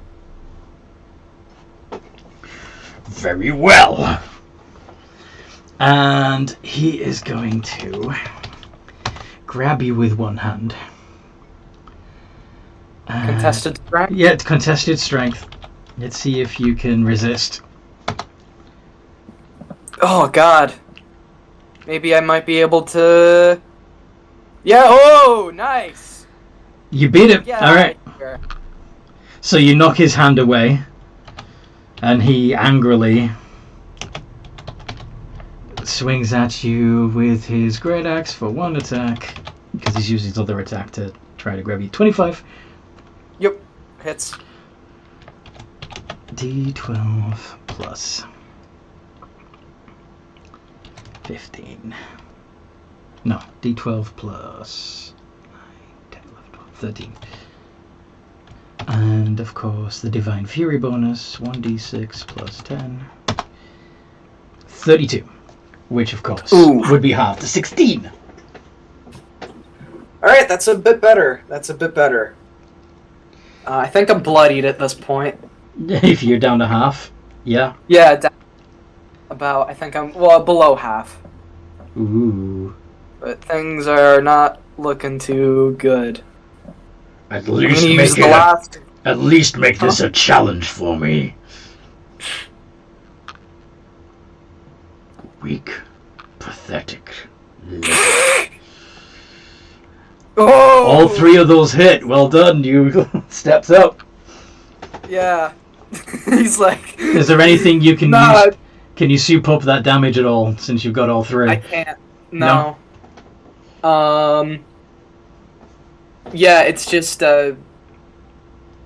it's the 2d6, so that'd be 5d6. Yeah, you don't have any crits. Plus 21. Yeah, I don't have any crits. I wish I did, but this is good enough. You're adding your rage bonus, right? Yep. Yeah. Rage bonus included, 21. Okay. So that's 18 points of damage you just did. Oof. Yeah, I just can't cut through his hide. I need crits. You do. Oh, help. No, I don't want your help. I'm gonna win this fair and square, even if I lose. Even if you lose. Because at least at the end of the day, I can go home, you know, giving it all my, you know, everything, you know, and lasting for as long as I could. Mm-hmm. Alright. So he's gonna try his little maneuver again. ADV 21, beat that. Alright. He's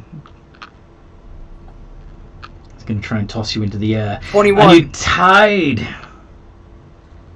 Oof. Doesn't that go to the defender, usually?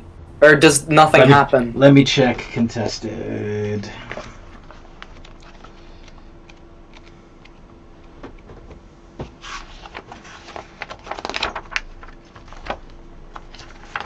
Shit. Or do we roll again? Okay. Or would it work like the thing that you do with whoever has the higher modifier? Grappling and shoving creature. Because I know you do that for initiative rolls. Like whoever would have the higher modifier would win.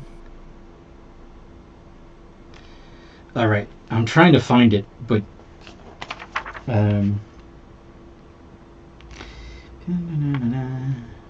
must be grappled using at least one hand. If you succeed, the subject target's grappled condition.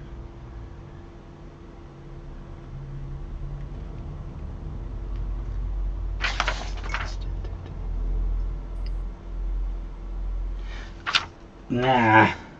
Is there a contested rolls section? I'm looking on.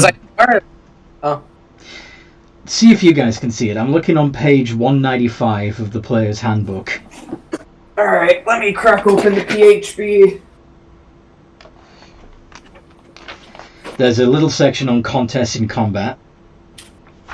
And then there's specifically the sections on grappling and shoving. And I'm trying to read it whilst also listening to you guys. Can't see where it mentions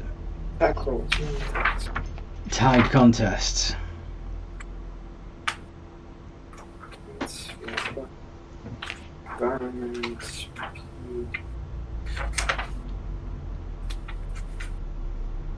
$195.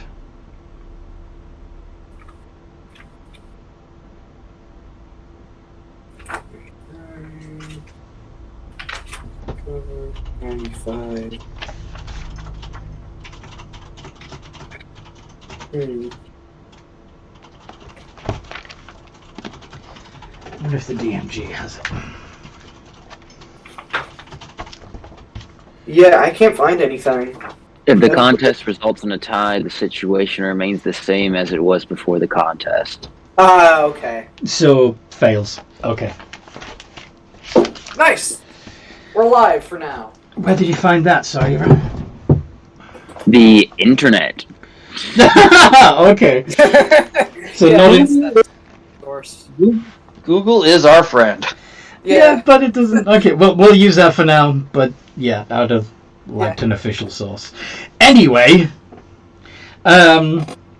so since he wasted the grapple, he's just going to 15. That should have been with advantage. Oh! Oh, with advantage. Alright, there's no way he'll get another nat 1. 26. Yeah, that hits. So that's a d12 plus 10, 11, 12, 13, yeah. 22, which would be half to 11. Alright. And I would be down Now, to... are any of the spectators tempted to sway the battle at all? 42.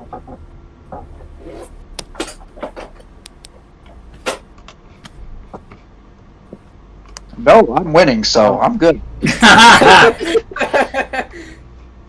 I'm not gonna do anything because he asked me not to. Fair. Oh, just Only one of those hits.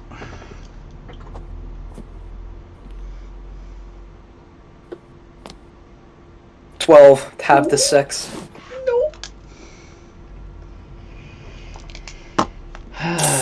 Do you want to know how many hit points he's got left? How many? 222.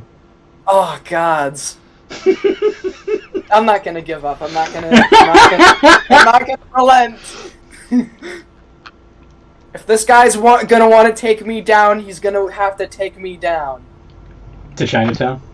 Yeah, the Chinatown or whatever. Yeah, I'm not giving up without a fight. Or do you have What's I'm not surrendering. max hit points? Urther's max HP is 115. No surrender. So he's fighting somebody who doubles his HP. He's like more than that. How is this fair? It's not at all. Yeah, it's not. Oh, okay. Going with it anyway. He really shouldn't have. I mean, I think I've lasted a bit of a while, so I think there's credit due for that. I feel like I lasted a little longer than most people would.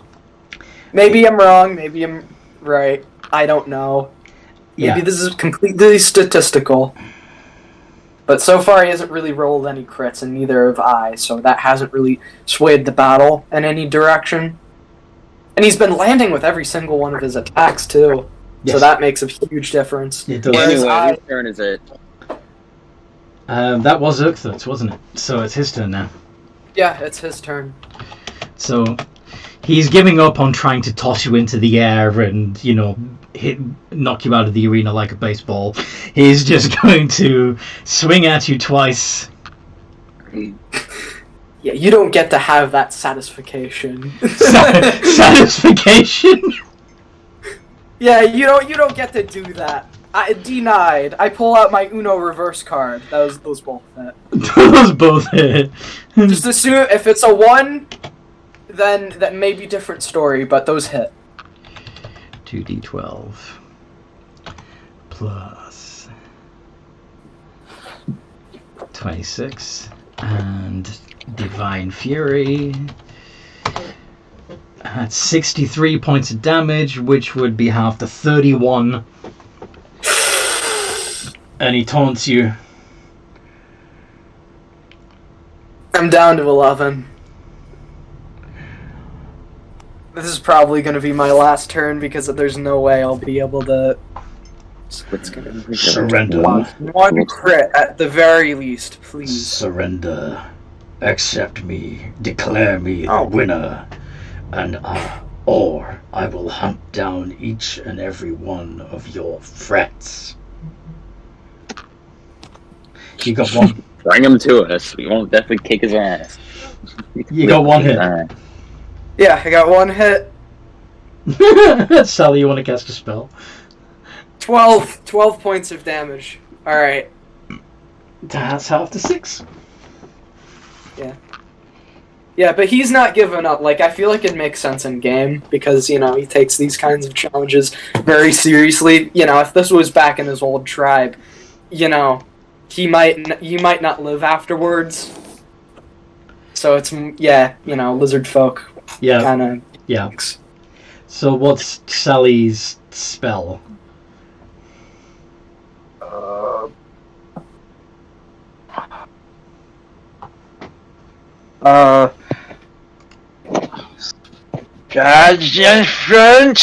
Nibbling.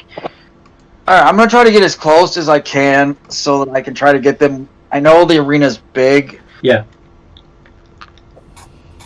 What you trying to do? I don't think I can get there because I don't think they're close enough that I would be within 30 feet of them. No, that's bigger than the arena. The fighting area. That's not as big as the fighting area. You know what I'm trying to say. You'd have to be in the ring to be within 30 feet. Then I'm not going to do anything because okay. What I want to do, I don't have the range for. What are you trying to do? Send something? I'm kind of curious what it was you were trying to do. I was going to cast Detect Evil and Good because the way this thing's acting and being a Minotaur, I'm wondering if it's one of the abyssal fiendish ones. Yeah. Most likely, but you can leave the paladin do that. Yeah, probably. Yours goes out to 60 feet, I believe. Yeah.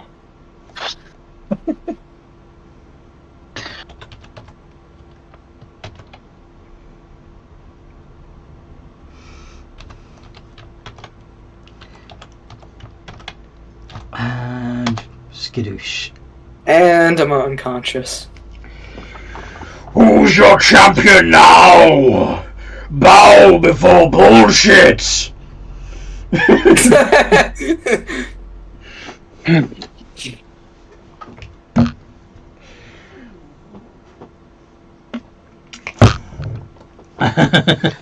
Who named that kid bullshit?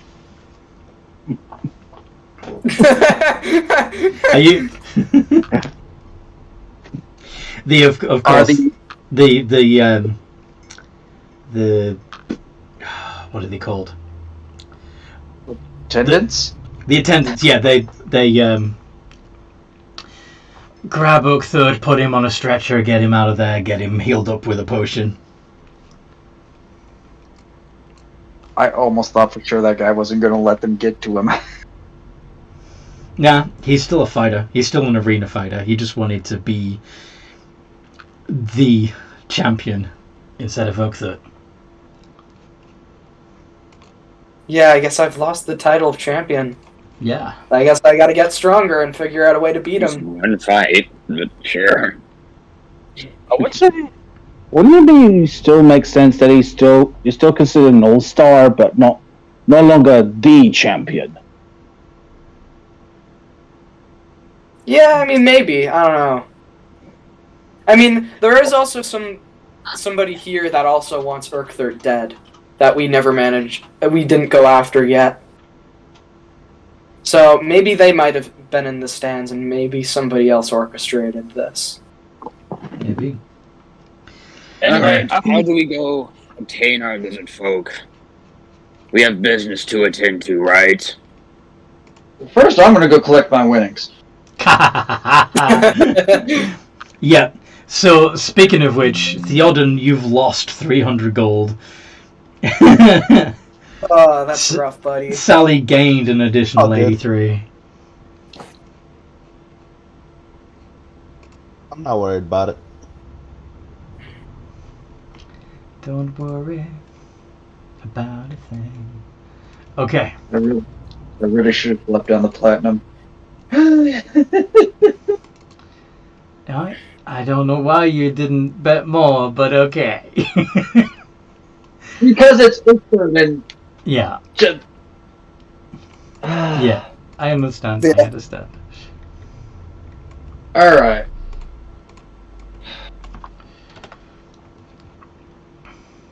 I'm gonna go. I'm gonna do it as a website. I'm gonna do it as a. We'll meet you. We'll meet you guys around front. I'm going to go collect Uther because being a member of the Entertainers Guild, I can go in the other door. You can indeed go through the entertainer's entrance, yes. How you doing, Uther? Ow. Oh, don't be a big baby. Says bullshit. That's what he is. Lizard baby. Ha ha ha. Yeah, he seems a little, he growls a little bit, tries to get up, but he's too hurt to really, do anything. You're not going to do any of us any good in that condition. Frackin' hell.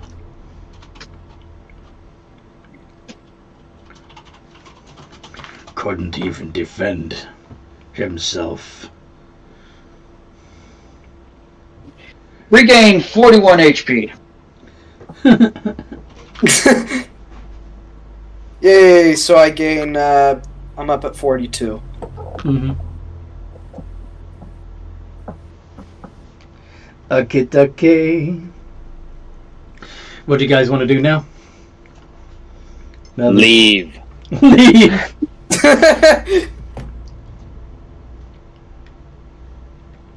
Woohoo! Hi-ho, hi-ho. Off to the land of mines we go. Urkther. Yeah, before he leaves, Urkther's just gonna say, not over. One day, Urkther come back. You best not. If you know what's good for you, you will retire from fighting. Walk away. I am the king now. Alright, this guy's starting to piss Sally off, and she really wants to, whack him.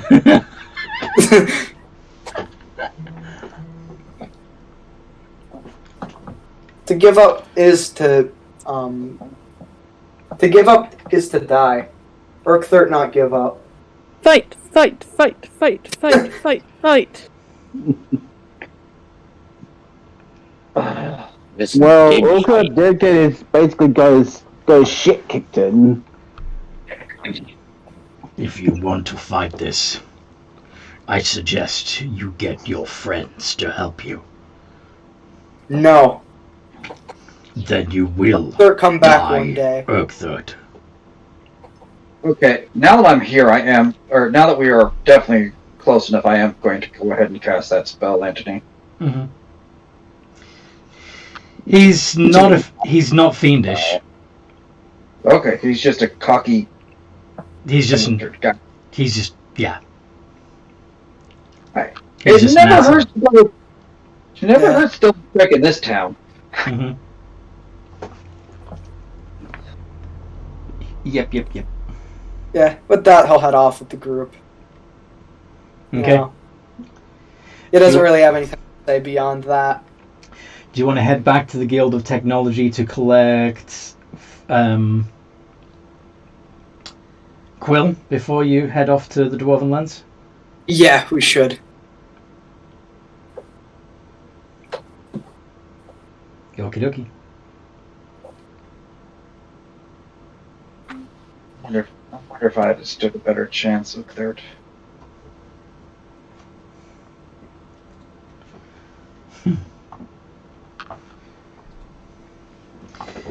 So,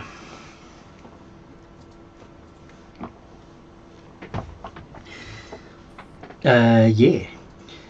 While you are, and I'm assuming you also collect the Ordnance Eftis from the stands before you go, right? Yeah, we're gonna go. You both would have gone off if you didn't. All right. So, No, I told him. is there anything? Is there anything that the four of you want to talk about as you walk back to the Guild District at a leisurely pace, so that if Urkther wants to, he can treat it as a short rest and recover some more hit points?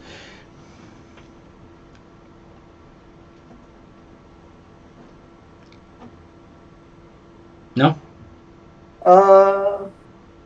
Do you want yeah, I mean, he's probably just trying to keep his mind on other things. You have 10d12 available to you if you want to roll a few of them. Alright. So that's gonna be roll. How many? I guess I'll roll 3d10. 3d12. 3d12. And you get to add your con mod to each of them. So it would actually be 3d12 plus 12. Okay. You get 33 hit points back. 33. Nice, I'm at 75.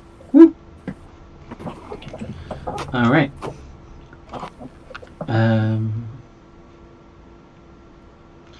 Any more chit chat? Somebody needs to knock that man down a peg or two. Urkthark come back one stronger. Seftus, do you have an opinion on the Minotaur? We do not care. We do not care. We do not care. We do not care. Sounds like you're trying real hard to convince yourself. Theoden, how about you? Yeah. Are you disappointed in Urkthark that he lost you 300 gold? No. No? He lost the fight. There's no need to tell him that, too. Okay. It was a great fight, Urkthark, and I'm sure one day you'll wipe the floor with him. Thanks. We do not care. We do not care.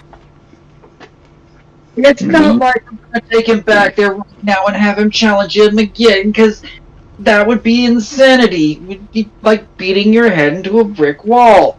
Urkthark not that dumb. Didn't say you were, Urkthark. He wasn't even implying that. It's just that Seth just there keeps going, we do not care, we do not care. What do you care about? No, Except I wasn't actually saying that. I'm saying that. That this is probably just listening to you guys. Okay. I'm a good berry. You're not you when you're hungry.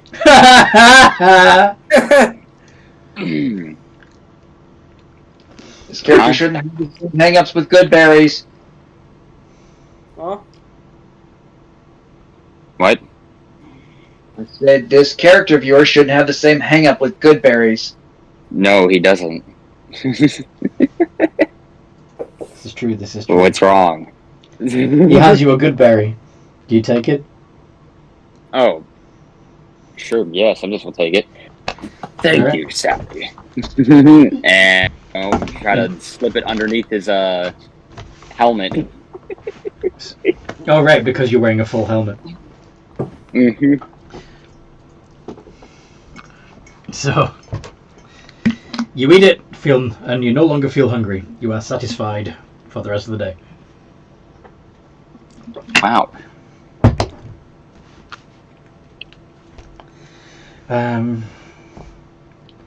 What the hell did I just look up? Sally, what was that berry made out of? That felt like a full meal.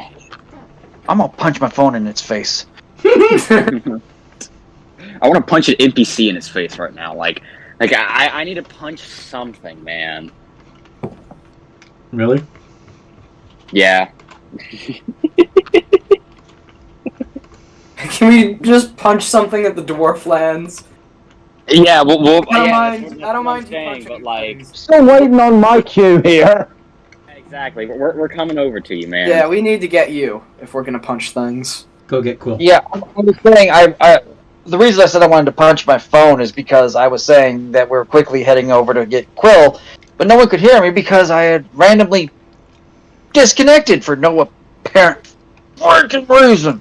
I see. Yeah, that sucks. Pretty much. Anyway. Oh, I'm sorry if that was insensitive. No worries. So anyway, you're they come to the Guild of Technology, which I presume you've gone back to after. Yep. Doesn't Goodberry also regain hit points? Like you regain hit points when you eat a berry? A single hit point, yes. Hey, pass one to Earther. Except for in the case of it being cast by a life domain cleric, in which case you would actually regain 4. Mm-hmm. Although there is some debate on that. Well, D&D Beyond still shows it as the 4, so that's what I'm going to run with. Fair. Yeah. So. How very optimal of you, Dev. I like your optimalism. Yeah, he's all about optimization, aren't you? Anyway. Except for the fact that the cleric doesn't have an 18 or 20 wisdom yet, so I'm not that optimized. No. Well, you seem very optimized. But you are in mithril plate armor. Anyway. So, you go... Okay. Long story short, you get Quill. Yes, we get Quill. Yeah. And Quill, do you tell them anything about what you have been working on or thinking about while they were absent? It's like, hey guys, I've had to start work on a project because yeah, I have been kind of abandoning my duties in the Guild of Technology. Oh. That is not a good sign, Quill. Yeah, but we can't. But you try keeping up with things while basically the universe tries to kill you. That happened a lot. lot of killy things. Anyway, perhaps you are needed of a schedule. Well, maybe you can do some research and other things, think about it as we travel. We probably should go do the thing. I'm sure they'll be happy if, on your return, you have some new ideas and some new things, and you actually whip something up. And they'll make them. Maybe you can find something that'll make them all go, ooh. Yeah, I am working on something, and have to go change their pants. I am working on something. It's in its idea phase right now, but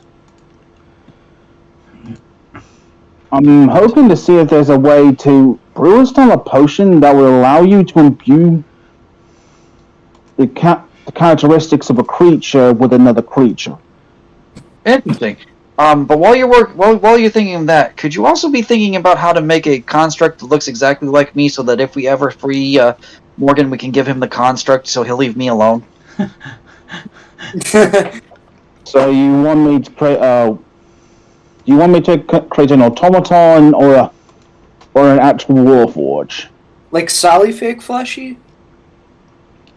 Like no, we try to create life because warforged are weird. So an automaton, like a golem or the things that some artificer or some of the tinkery people have, or the other like. Are you referring to a Steel Defender? Yes, that thing. Hey. Was his body also destroyed? Oh no, it's in my portable hole. Sorry. Oh, no. Didn't you take it to a random magic shop for safekeep? That's right. I thought you left it with Janthia. Yeah, it's safe. Trust me, it's safe. Yes, aren't portable holes supposed to kill any living creature that stays in there for too long? If they're breathing. They're in suspended animation right now. But either way, he's actually in Janthia's shop, not in the bottom. Yeah. Yeah. Anyway. But yeah, let's head off to the dwarves and see what they're up to. Yes. Yeah. Let's see. Let's see if we can't collect us some interesting building materials. Building materials. I don't know what most of you want. I'm just going to go enjoy the architecture and the philosophical debates between me and any devout followers of Morden. Indeed. Anyway. Yes. Yep. Lots of cat fleshies. Good food. Oh. So, have we decided how we're gonna get there? Walking is probably going to be the more effective way of doing it, but Yes. Is there a dedicated path to get there? There are roads, yes. Yeah, there's roads. All right. Question. Septus will create 2 steeds. Question. Yes. Is there a guild of knowledge in the Dwarven lands? Is there a guild of knowledge in the Dwarven lands? Maybe. You don't know. You haven't found out. Okay. I'm gonna go. I may have a way to get us there quicker, but I need to check something real quick.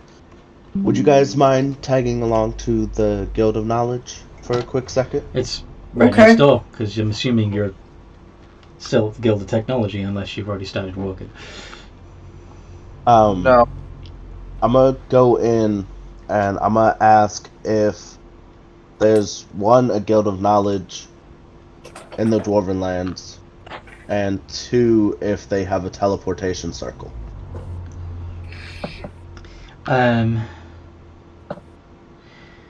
I think there might be, says the girl at reception, but the dwarves are kind of protective. They don't really let others just show up.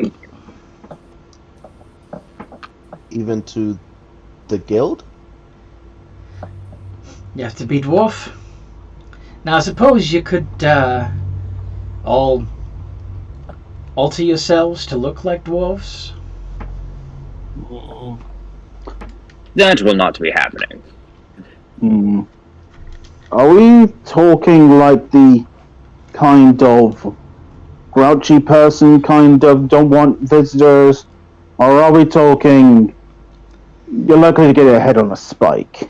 Dwarves don't trust non-dwarves.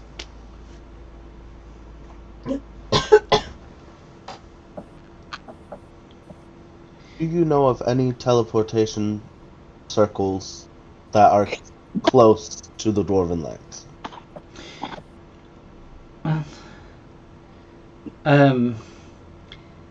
Well, there's other teleportation circles in Coal City that I suppose would get you a little closer, but then there's an open field between Coal City and the Dwarven lands. Why not walk? Yeah, that's what I'm wondering.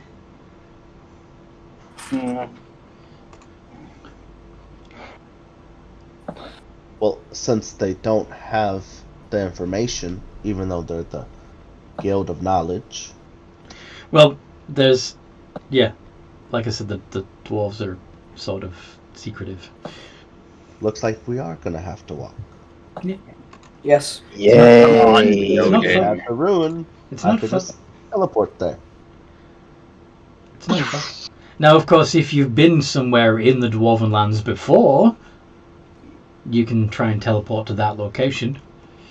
In fact, I believe if you have the spell teleport... I don't think anybody here does. No. That you can even try to get somewhere that... I have teleportation circle. Right, that's a different thing. Yeah. But anyway... I need the ruin for the specific circle. You need the sigil sequence. Yep. Yes. But anyway, yeah. She doesn't know the sigil sequence for the Dwarven lands. teleportation circle, because they won't tell anyone. Come along, Theoden. I'm sure you could all use a breath of fresh air from the city life.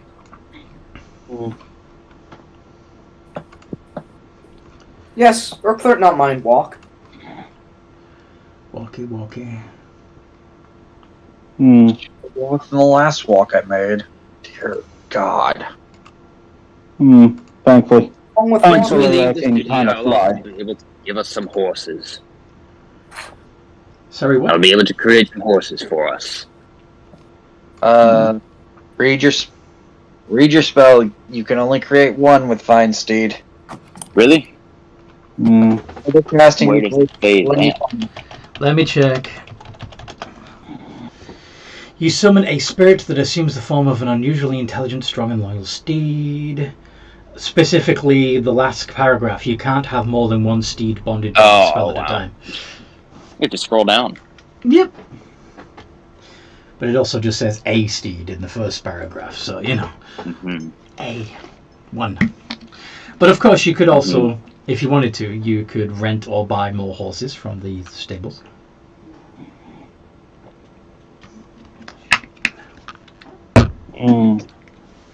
Well, stop at the stable first. Of course, one of you can fly.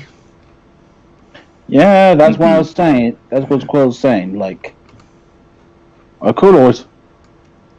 I could always just fly. Walk not so bad. Fly speed of 50. No, I'm using the monster one. Oh, okay. Using the monster Aarakocra? No, the mom. Oh, yeah. So Multiverse of. Yeah. So it's a 30-foot fly speed, yes? Yeah. Yeah. Because they nerfed the Aarakocra. Yeah. Because it got banned from tables way too often. Which, silly, because I had no problem with it. But anyway. So yeah, if you want to keep up with the rest of the party, you might want to get some sort of mount. All of you are medium-sized, yes? Yep. So, if you want to get horses, or other medium-sized creatures, large-sized creatures, you can do so. A riding horse.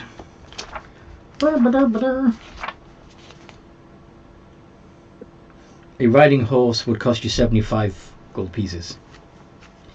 Or you could get a couple of draft horses and a cart. Draft horses are 50 gold pieces each, and a cart is 15 gold pieces. So that would work out cheaper than getting you a horse each. Yeah, and that would also mean that we have somewhere to sleep. Oh, and that'll also give us somewhere to put all the skulls. All the skulls and all the other resources that you collect from the Dwarven lands. Yeah. Fucking all the skulls. Yeah. Yeah, I mean we're going there to I'll put money towards it. So you know, and I feel like we're going to be killing them in droves. So including the bit and bridles and everything else that you need to hook up the draft horses to the cart, it's probably going to end up costing you about 100 and let's say 120 gold pieces. I'll put 40 towards it. Actually, I'll just buy one of the horses. You're gonna buy one of the houses outright, so one of the 50 gold pieces, one of the horses is yours. Yep. So we only need 70 more gold chipped in order to get this. If you want to upgrade to a wagon, which is 35 gold pieces, it would be 90 more that you need to chip in. Quill will pay for the wagon, because after all, it will be about comfort for the party. So you're padding with 35. Who's going to chip in Who's going to chip in the last 55?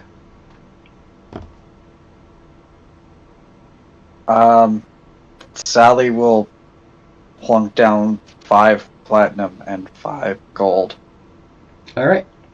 So between you, you have 2 draft horses and a wagon. All bridled up and ready to go. And now, can I look for like a tannish color draft horse? You want a tan draft horse? Okay. Yeah. It's gonna be Buttercup. Sally, what color I is think your... if we get picky, we're gonna get... I guess this is the same, whatever color they have. I guess this is the same stable we went to before, the one that Urkthirt didn't eat the horse at. So you got... So, 1 black, 1 tan. And, you got your horses. Now, can any of you actually drive a cart? For the love of God. Does anybody have proficiency with land vehicles? Yeah. Nope. Yeah. Seftis does? Yes, you do. Yeah. I guess you're driving then. He wanted to summon his own horse. But Mom, I want to ride on my war horse. You're the only one who can drive. The problem. So I'm guessing while he's just in the middle of summoning, the party is like, you know, who can actually drive this thing? And he has to stop summoning his steed to help him. And it's like, sorry for asking of you with this. No, it's fine. Okay. One of you needs to learn how to use one of these, though. Not that hard. Who's calling Who's calling shotgun? I want shotgun. So yeah, so you're gonna ride on the bench, on the driver's bench next to Seftis, Theoden. All right. Which means Urkthirt, Sally, and Quill are piling into the back. Yep. All right. And does it look like we're gonna have a lot of space to be able to sleep and such? Yeah, the wagons are a wagon can hold up to 400 pounds worth of stuff, and the draft horses. Oh. Sorry. Yeah, Urkthirt's about like 348, so I'm not sure if that. Well, actually, the wagon itself is 400 pounds. A wagon can hold a lot of stuff.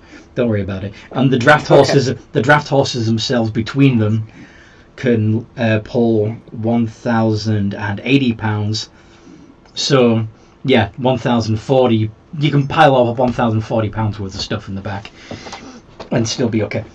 That includes the 3 of you, of course. But anyway, you're they're gonna trot off at 40 foot per round, so only slightly faster than you guys. I mean, Urkthirt beat that speed too, pretty much. Fair enough. This is true. Yeah. So Urkthirt could walk alongside and keep pace if he wanted. Yeah, I mean, like, he's probably pretty worn out from the fight, so he's probably just gonna sit in the back and chill. You know, like he doesn't need the cart. It's just like, oh, it's there, I'll use it. You know. Uh-huh. So as you can see from the map, the Dwarven lands aren't too far from Coal City. You just have to cross the plains. However, you do come across another rather large wagon on its side. Seems to be it's much bigger than yours, and there's something moving under the tarp. And like I said, it's on its side. One of the wheels is broken. I am supposing you'd all like to stop at this. Except this will, you know, shout back to the 3 in the back. Okay. Do you see any people? No. Make a perception check. There's something moving inside. Perception roll.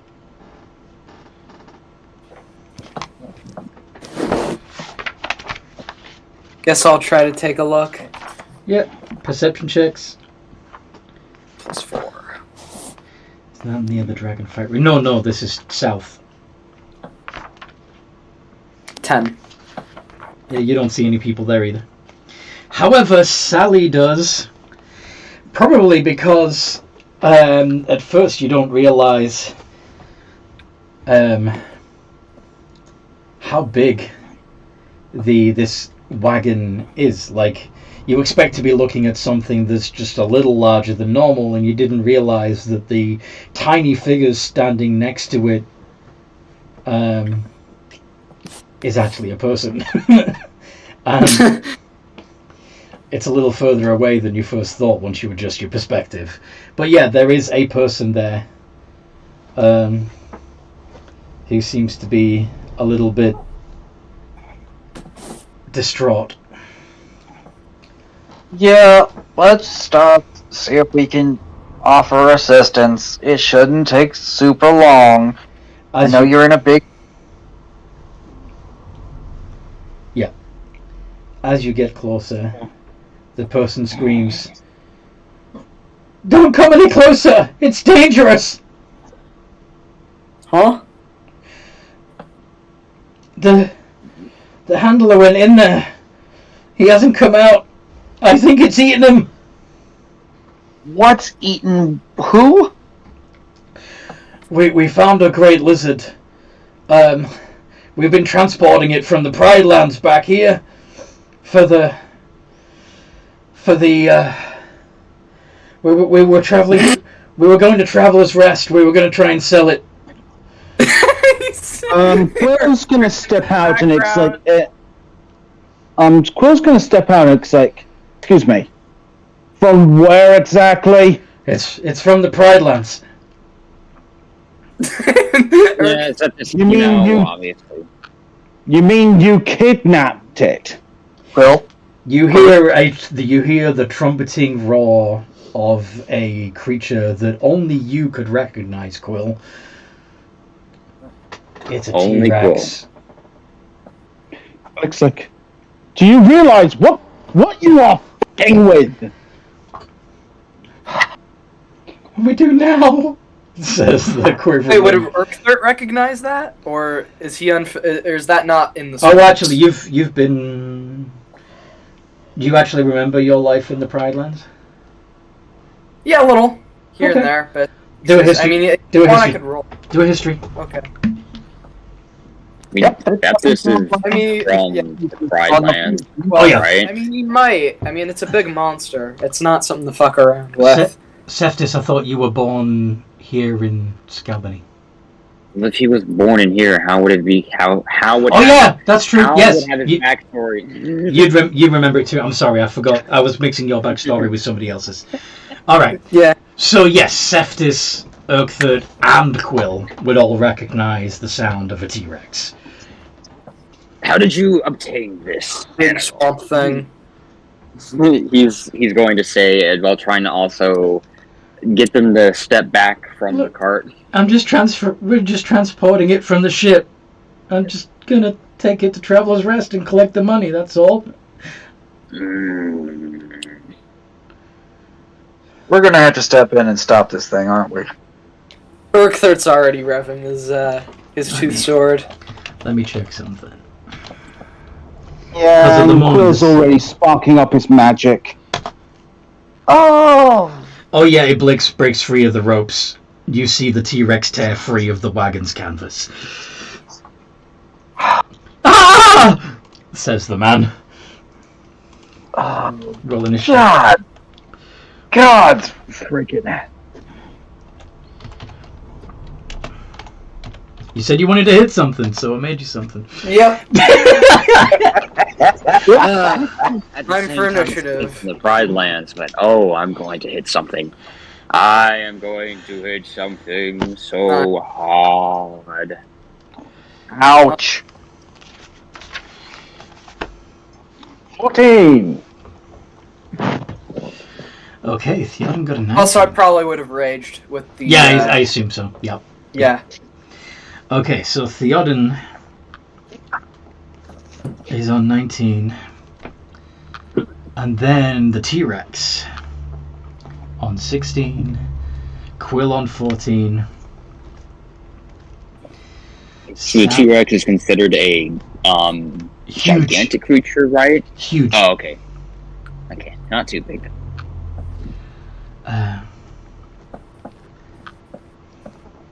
Still pretty damn big. And Zephdis on 5. Okay. So this thing is about, like 20 to 30 foot tall. Theoden, what do you want to do? How is the T-Rex looking right now? Is it like distraught, mad? Is it? It's fucking pissed. Okay, yeah. We'll have to kill this And thing, it's already got blood on its jaws from the other people that were transporting it.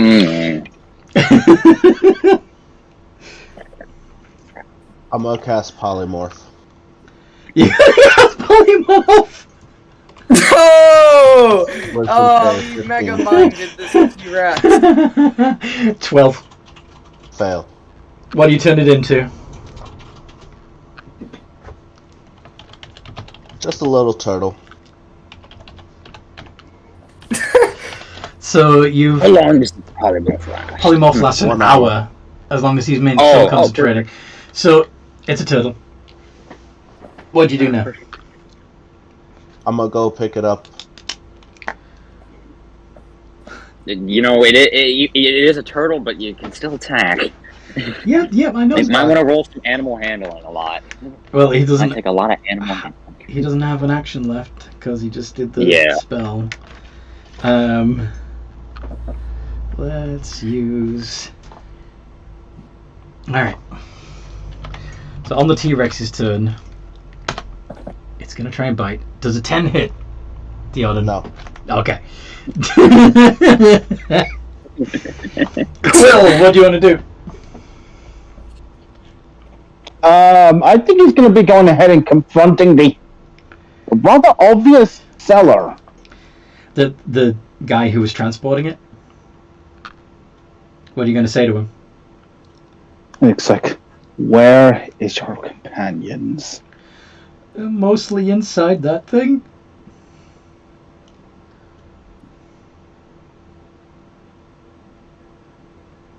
Where's the place you got this monster from? You just said that. Yeah.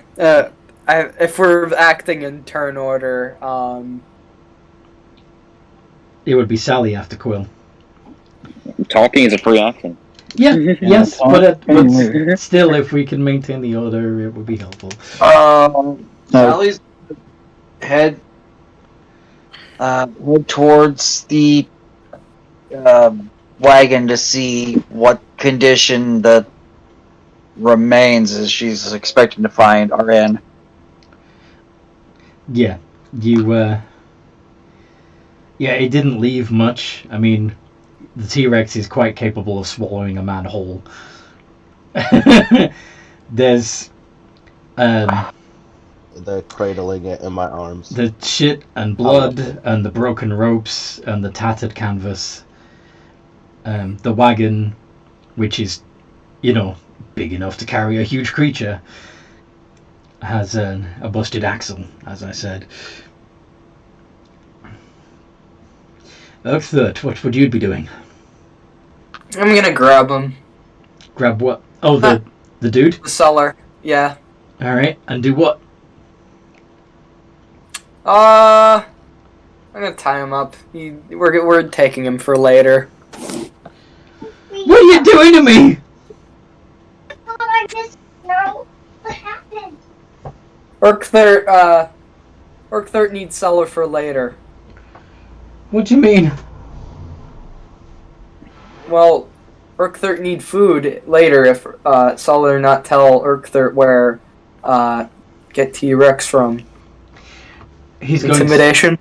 Alright, go ahead and roll intimidation. He's going to look over to Sally and says, "Please don't let the lizard eat me!" Yeah. 14. Yeah. It's a bit threatening. Look. Please. Don't let your beast folk kill me. Seftis. What? Seftis. Oh. Oh, he will not kill you right now. However, if you give us the information we need, maybe we will let you go. But now, you need to take care of this T-Rex before whatever magic you've put on it wears off. And if anybody, I don't think anybody here is like proficient with animal handling, right? Nope. I mean, I'm not proficient, but I'm not terrible. Well, all right. Well, the Seftis he will give you. Seftis will give damn it, Theoden the help action. Okay. Theoden, it's back to you. Do you want to try and calm this turtle?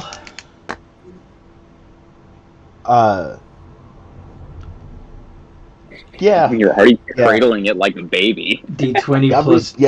like, just petting the shell and everything. D20 plus 2 with advantage.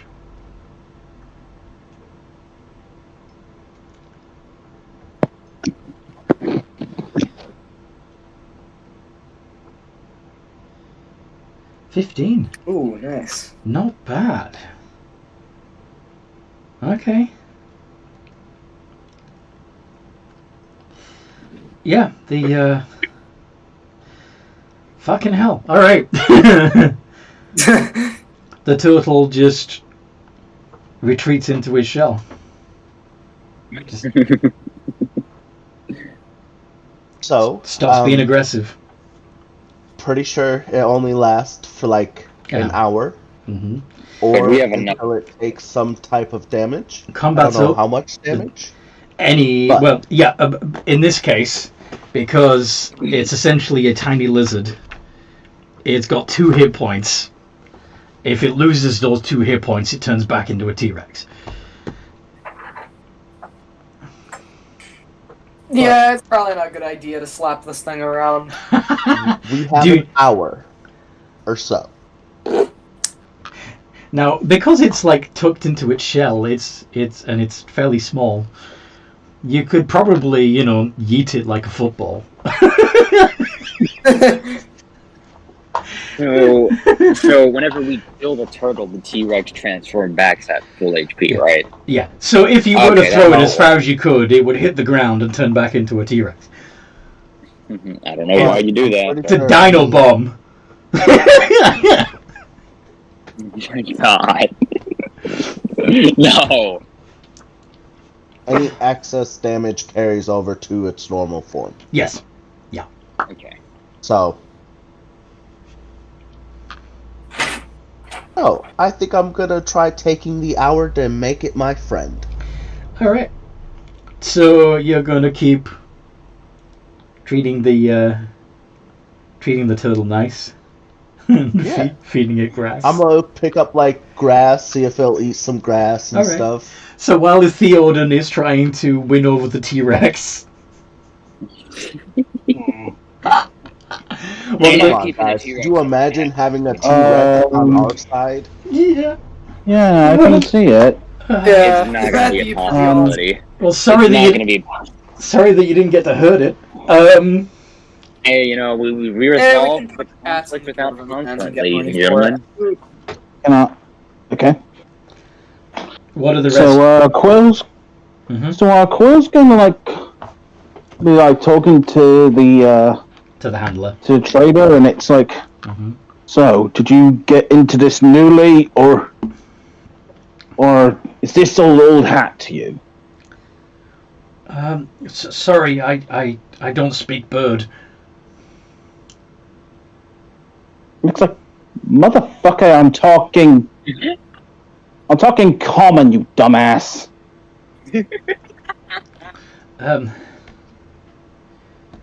I talk to your humans, your owners? Can Urkther eat fleshy now? No, Urkturk, no, you cannot eat fleshy just yet. But the way he's going, he's gonna end up. Yeah, but his luck is starting to slowly run out.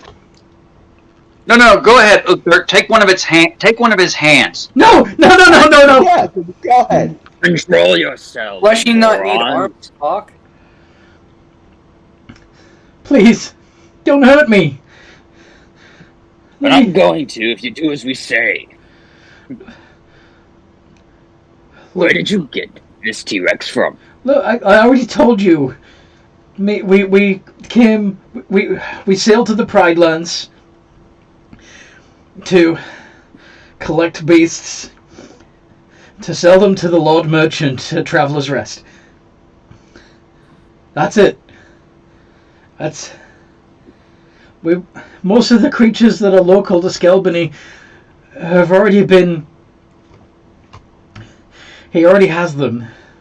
So we were looking for something a bit more exotic, a little further away. We thought that bringing him something unusual would make up for the expense of the trip. That's all. So you haven't taken people? Why would we take people? We can't sell people. Well, at least not to the Lord Merchant. So you're behind... So you're in the slave trade? Does that look like... Well, it looks like a turtle now, but did that look like a slave to you? No, No, he's not but part of the trade. No, but judging by you literally asking for my human, you don't exactly have the greatest opinion of beast folk, do you? Because you're a beast folk.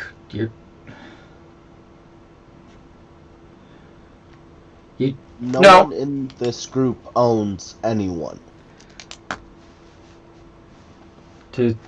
Sally, we are all equal in this group.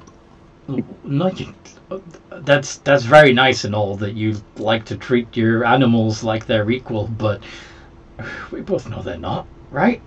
Sally, if you have any words to say before he will whisper before we let him go.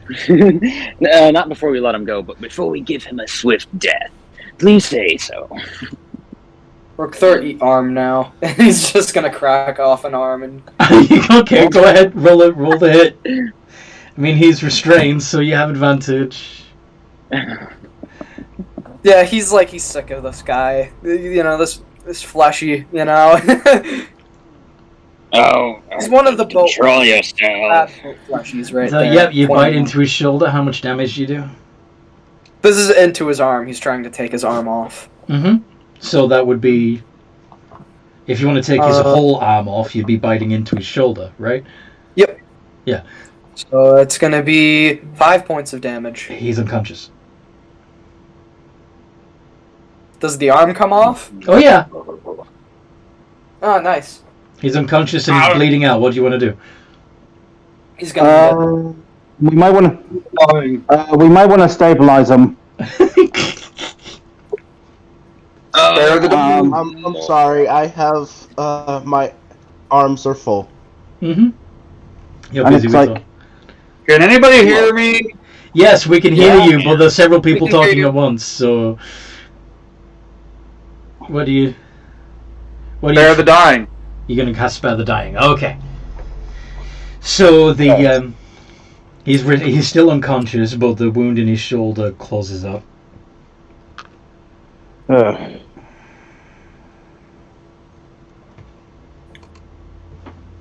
Just look at it and crack him in his skull. Urkther, you're just going to chew on the arm? Yeah, he's eating the arm already. Has anybody got... My goodness. Who's got a good... Anybody got... So Sally... Yeah. You might notice as Urkther is chewing on the arm that the fabric fell away from the top of the arm, revealing a tattoo of a knight standing over a dragon. Ah, Wormsbane yet again. Motherfucker! I I might thought they. go more than he's leading on. What were you saying, Sally? I said motherfuck. I thought they were gone. Nope.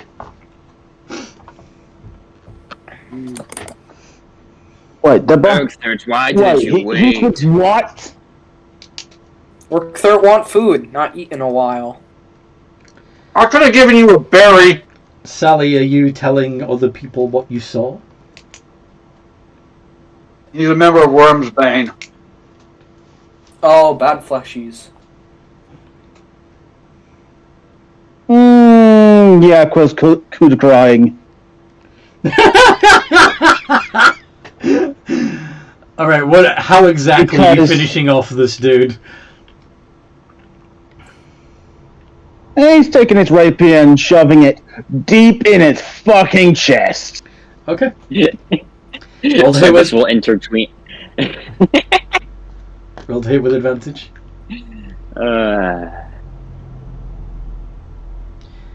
You know, this aggression is the reason why they hate you, right? Yeah, but if we're talking about the people that Will knows that is the main group behind, well, most of his people being pulled into slavery. Yeah. Listen, man. I don't care about morality. I'm a lizard folk. I'm kind of hungry for food right now. Okay. So there you are in the middle of the field between Coal City and the Dwarven lands, killing and eating a dude. Yeah. Yep.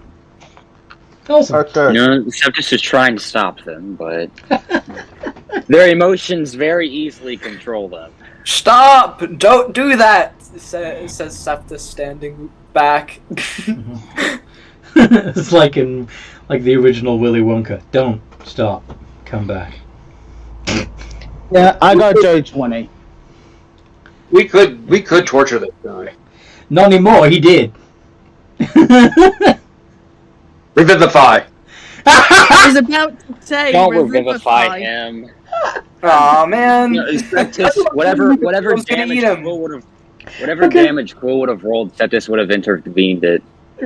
So the intercepted it. So you plunge the rapier. Also, yeah. So you plunge the rapier through his chest, and as you withdraw the rapier, Sally casts Revivify, and the poor man wakes back up with 1 hit point, screaming. Urkthart's probably got the arm still dangling out of his mouth. Mm-hmm. He looks at where his arm used to be, still screaming. He tries to get up, and it's very difficult to do so with just one arm, but he does manage it. And then he tries to run away from you all. What do you want to do?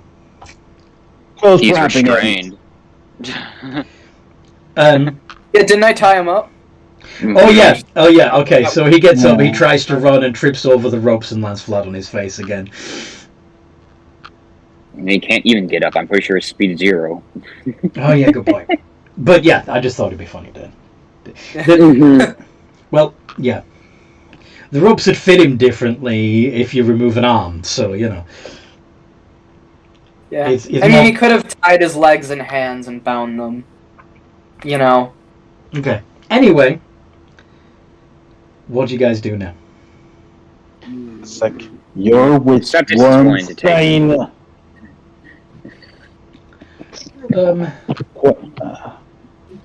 Hello? It's like, you're with Wormsbane. Yeah, my whole family are. Why?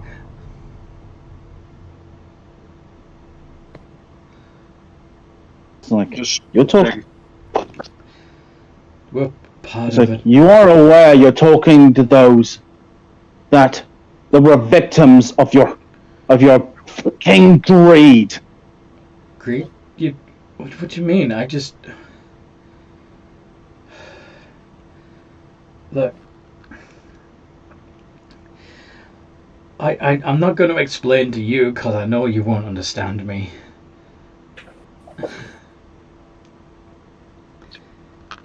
Ah, yes. Enlighten This me worked then. perfectly. So what did Seth just say? Oh, he's thinking of a plan. Oh, he's thinking of something real good. Quill's just going, enlighten me then. And he'll be ready to stop anybody who attempts to kill this man again. Why not? Why bring back? Why not Urkthird allowed to have food? So here, have a berry. Yeah, have a berry. It's not food. Try it, Urkthird. It'll do in a pinch. Are you taking? Yeah, he'll take the berry and find yourself. Yep, and find yourself no longer hungry. Okay. He probably doesn't like the taste though, since it's not really meat. Yeah, fair. Ugh. Might be a little bitter. Sometimes berries are. Yeah. But anyway, you also regain another hit point. Yay! So I'm up to 76. The man tries to explain that the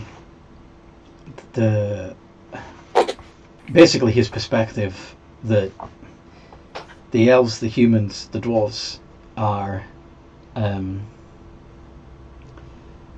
constantly beset and threatened by very dangerous creatures and monsters, and the Order of Wormsbane have always been there throughout history to protect these noble races from the monstrous creatures.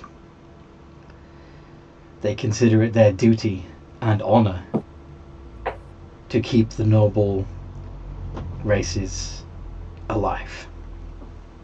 But can I roll a history to see if that's the same story that keeps being told? What do you mean? Throughout history. Well, obviously it's not the one that you guys tell.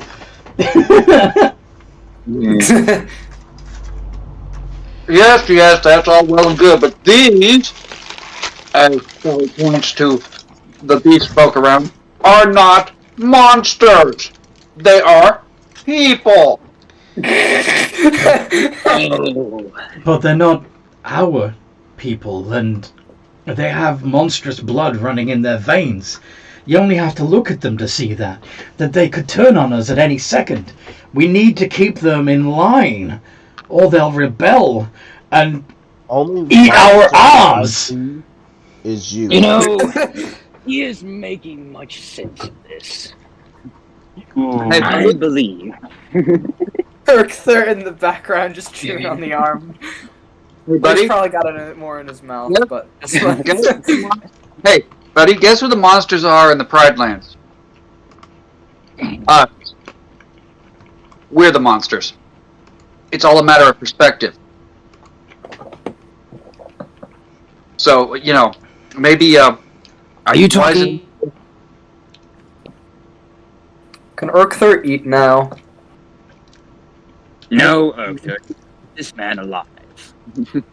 Why? He is the seed to our plan in order to stop what you all want to stop, yes?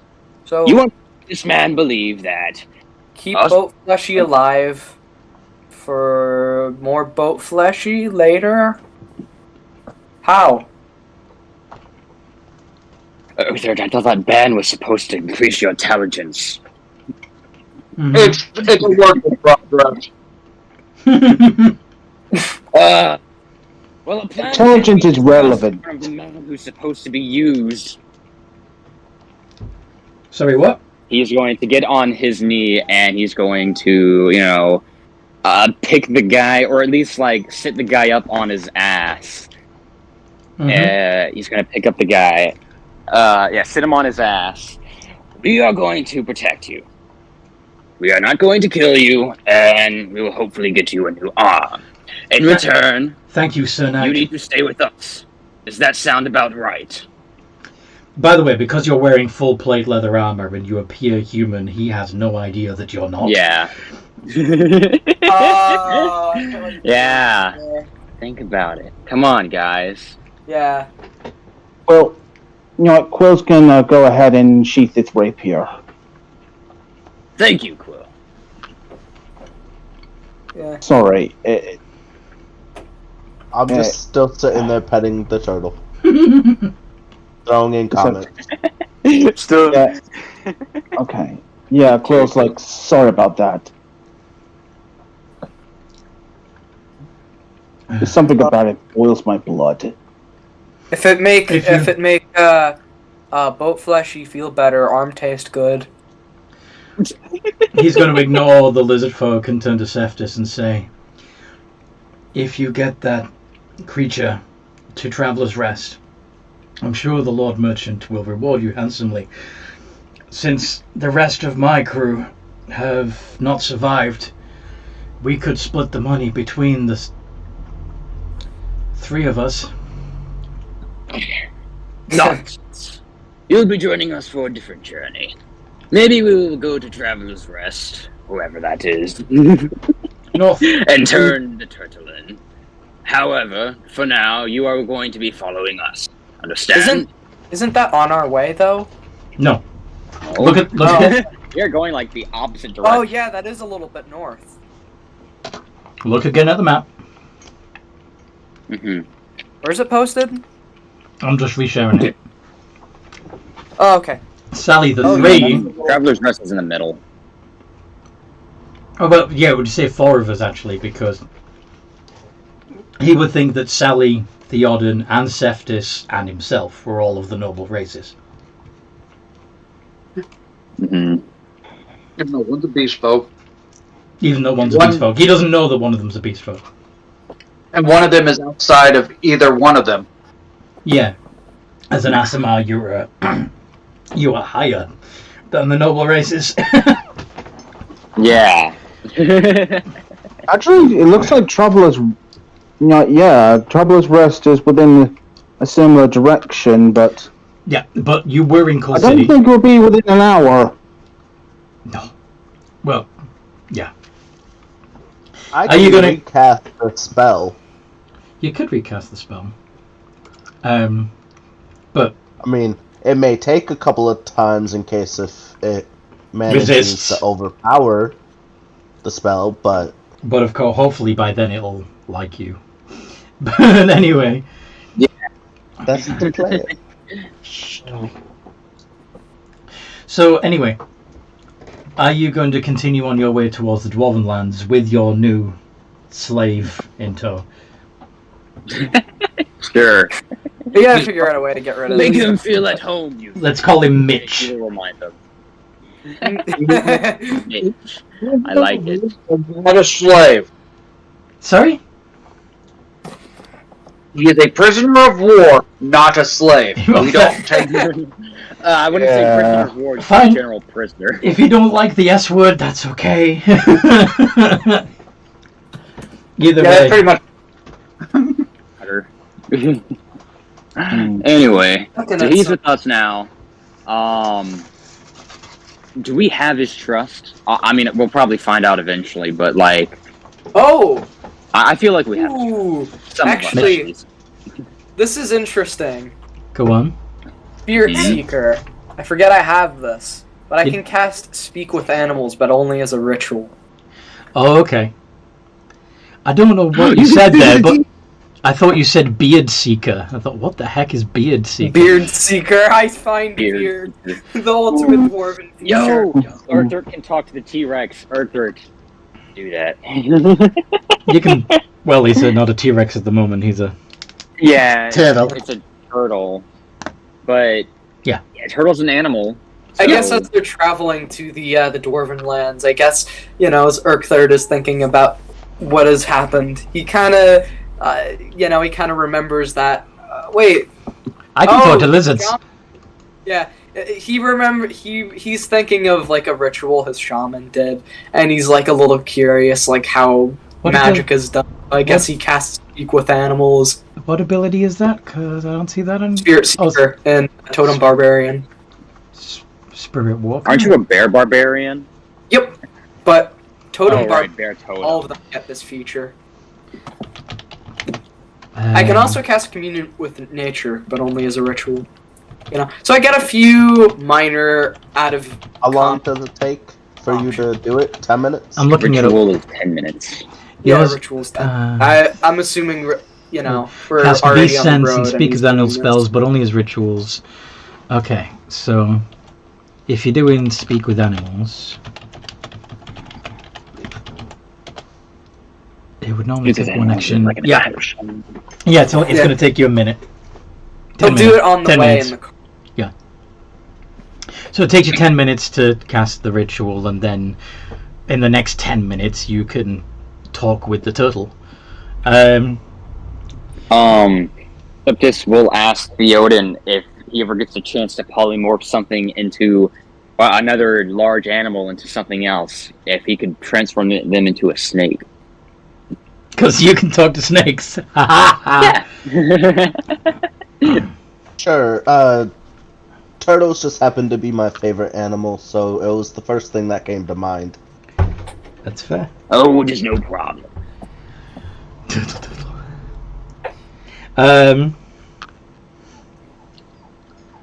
Wow. Toby. Okay, so unless you guys, so you guys go back in the wagon, you're making your way towards the Dwarven City, while Oakthird is doing his ritual. The rest of you discussing anything in particular, or you talking to Mitch at all, or what you doing? They want to talk to him. Septis is driving. Seftis is driving. I'm currently in games to play. the works of trying to talk to Mitch. At least Urkthird is.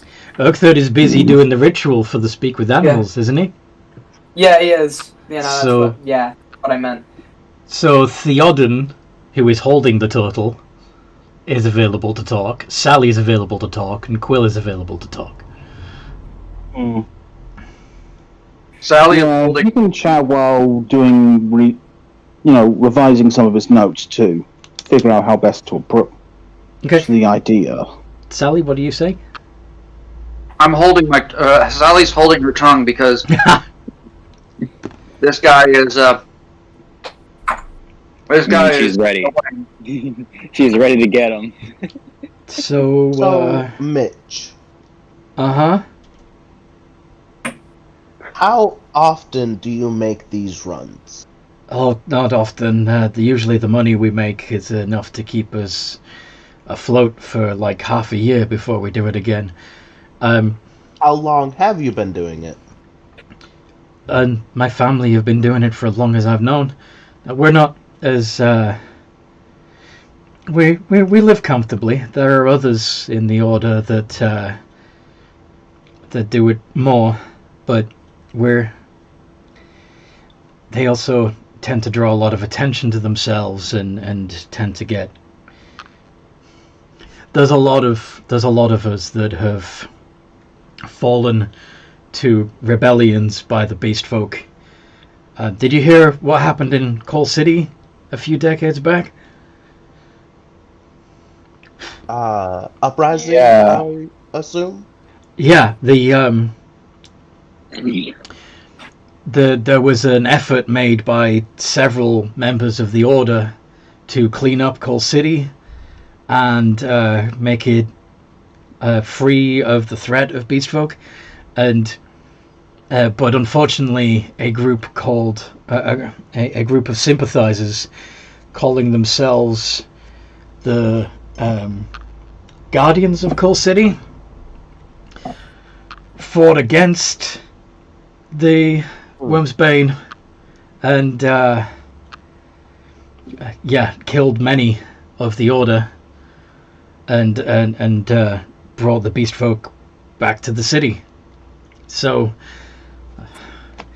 I mean, we tried to make it better, but we failed.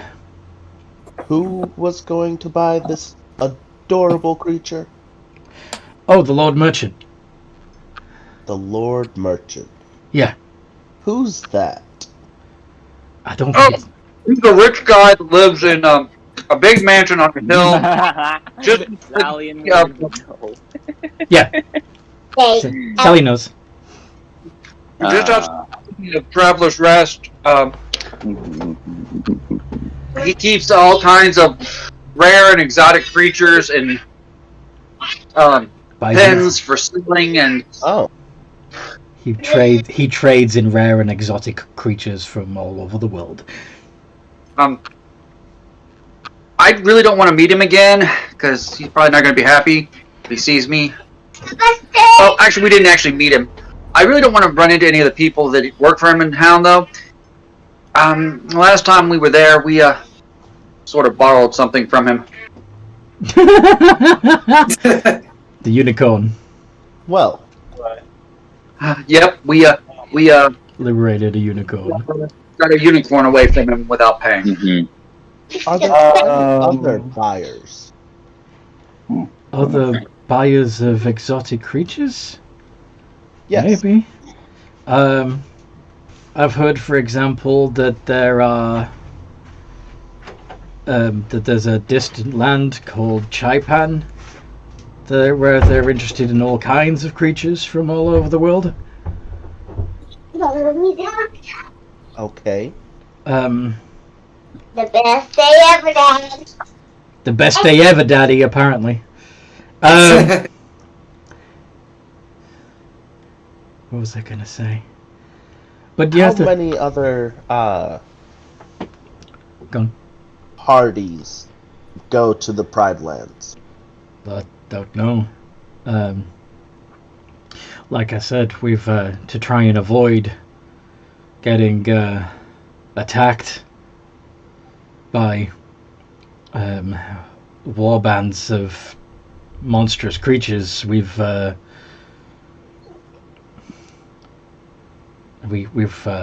been forced to keep a lot of our activity quieter and become more secretive about it, you know? You don't know Just your own competition? I feel like we're not competition. We're all part of the same order, after all. And there's, unfortunately, plenty of monstrous creatures still in the world. We all do our part, but they still endanger us. Have you... Quill's gonna ask, while not really looking up from his research, gonna ask, did you ever ask why? Like, why our beast was considered a threat, even for the ones that are peaceful?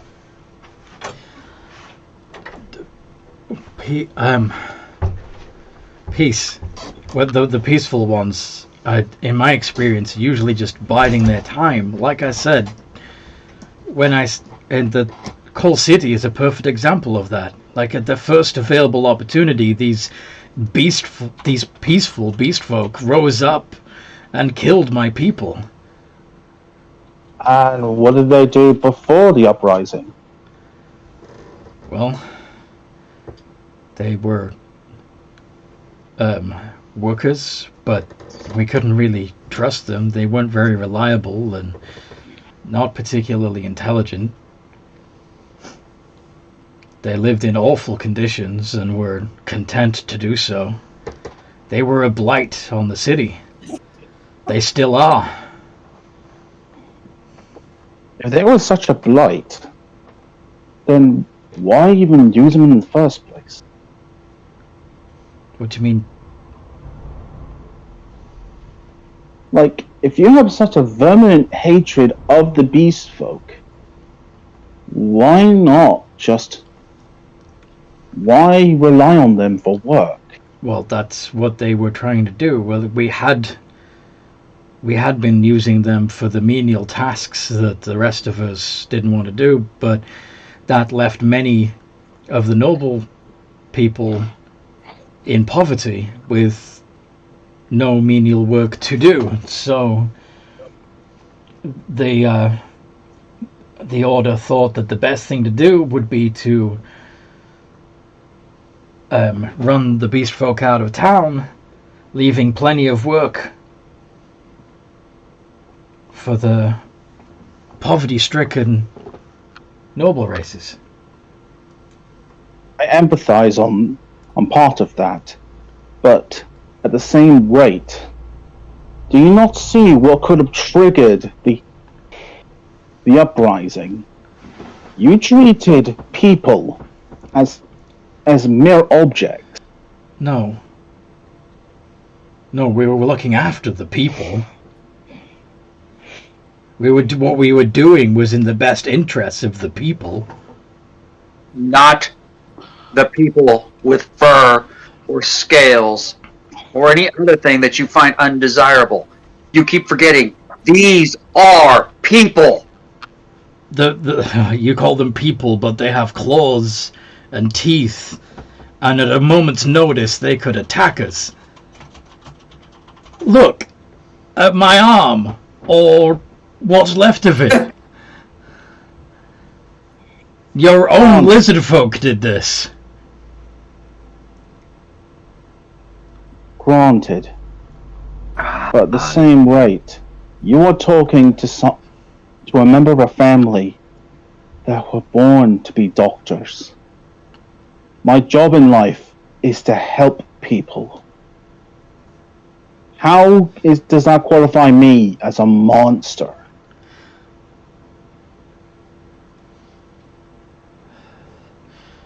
You have a very sharp beak and talons and wings. You focus too much on the physical and not enough on the character of the person. So you're saying that if it got into his head, he couldn't carry me aloft into the sky with his talons and drop me from a great height? Probably not, because he is a learned man and not a physical powerhouse. One, I don't have the physical strength. And two, why would I do that with no provocation? We don't know why you people suddenly snap and change and attack us. We don't know why you can be content to work in the sewers and sweeping the streets 1 minute and then suddenly group together and attack a noble the next. We don't understand. That's why we can't trust you. Also be said for noble races. Let me make you work in the sewers and shoveling shit out of the stables and all of that stuff, and see how long it takes you to get pissed off and not want to do it anymore. My family understand that some of us need to do the dirty work for the benefit of all the noble races. That we are all better if some of us do the crap work. That's why my family have been keeping our head low and doing the hard work so that others can live well and keep us protected. By killing intelligent people and pillaging a foreign land and all of these other things, you're going to force me to do something when I wake up in the morning, and I'm going to maybe regret it. Look. And Fleshy's Would you have me break the oath of my family? I would have you wake up and realize that the oath that at one time did protect the land from true monsters has been perverted and warped and used to use and abuse and manipulate and just destroy the lives of other people. Sally, might I remind you, your emotions are coming. Not yet, they haven't. Oh, but I can hear it in your voice, Sally. Please. Please, stop this before you ruin anything. Your name is Sally, yes? What? Your name is Sally, yes? Yes. Okay, Sally. I know that you have beast folk in your retinue, and of course you must trust them implicitly in order to have them traveling with you. But trust me, someday they will betray you, and on that day you will remember my words. I highly doubt that, because I have faith that, despite the fact that they don't share my faith or my love of the sun, that the light touches all people equally, even you. Okay, well, I see that whatever way you were, however you were brought up, has convinced you that these creatures are our equals, and that there will be nothing I can say or do to change your mind. Just be careful. And it's rather cool. Ahem. Does everyone speak this language? He's going to ask in Draconic. It's like, yep. Roger. Mitch? I'm sorry. What? Why are you speaking like lizard folk? Huh? Because that's Draconic. Oh my goodness. Please. All I wanted was for all of you to at least build some trust with this man. The last thing we want to do is lose him because he runs away in the middle of the night. I don't need you asking questions about him. I need you to build trust. That He's way, going to say all this in Draconic. we eat. He's going to say this in Draconic. Yes. What does Urkther say in response? Also in Draconic? Yeah. He basically said that's why we should have eaten him. No, third. We can set If up. we use him to find others. No. We don't even need to get him to trust us.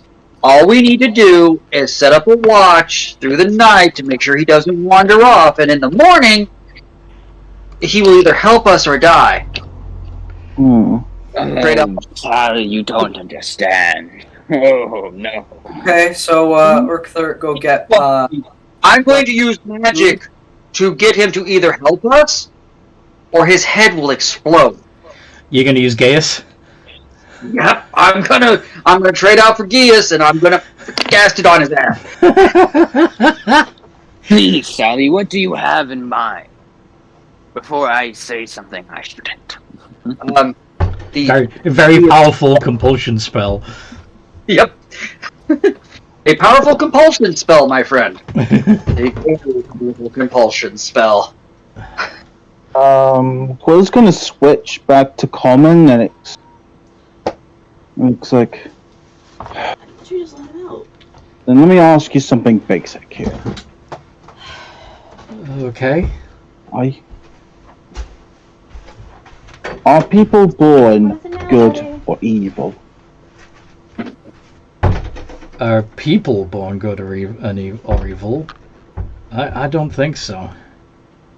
I think people are born the way that I think people are born as blank slates and are taught how to be by their parents. Some are lucky enough to be born into good families with good morals and good upbringing, and others are not given that choice.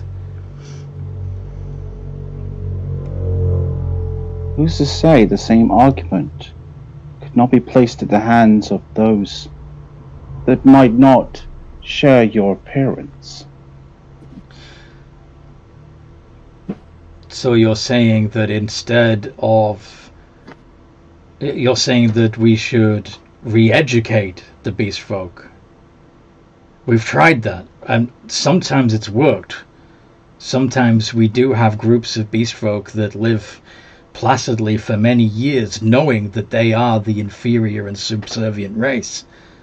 But it's very difficult to get through to them. That they just don't have, pardon me, I realize you're one of them, but the intelligence to grasp that they are inferior. They're too stupid to know that they're stupid. Do you see the problem with your wording? I'm sorry, I don't mean to offend, but...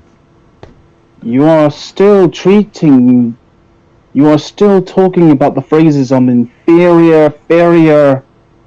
We're not being funny. I've seen some humanoid races be able to pull off feats that I could only dream of. Exactly. While others would be able to dream of flying to the skies like I can. Well, that's... You can fly because you are a bestial... Do you not know that the gods of the Pride Lands are demons? That your people are taught from childbirth to be evil? It's like, yes. And he actually points to one of his symbols, the flail. Then, okay, then you know that I'm right, that your people are inherently a threat to my people. Septus will slow down the wagon, and it'll probably stop it too eventually. But he's going to completely flip around and look back inside. He's going to stare at Quill. What did I tell you? Questions. You listen to me, or we lose what we have. Do you understand? And I am amongst you four is bizarre to me. I am currently trying. Look, trust. We do not need to be asking questions that ruin it. Is Boat Fleshy talking about god things? Say all this in Draconic, of course, but yes, yeah. I was gonna say, like, back in the Pride Lands, your gods are depicted as evil to us because they've done so much damage. Okay, so you acknowledge that your races consider our races the enemy, and the only way that we can be safe from you is to subdue you and become you. No. And keep you under control. What I am saying... Or would you prefer that we just kill you all? No. What I am saying... Fleshy seemed to have trouble with that. Okay. That in common. So what are you trying to say, Quill? What I am saying is... It might be worth... Have you ever considered it's worth burying the hatchet? Stop the fighting between. If we stop... These folk have spilt blood, and Wormsbane has spilt blood as well. Right, and if we put our arms down, we will be leaving ourselves defenseless against your attacks. Won't we? It's to say that the beast folk don't want peace as well.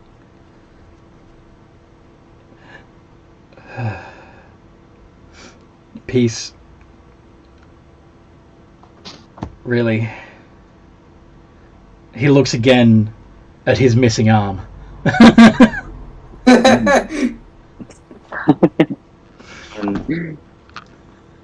I know we're not making the greatest example. If Fleshy was stronger, arm still be there. See, you only believe in survival of the fittest, of the strongest. You don't protect the weak.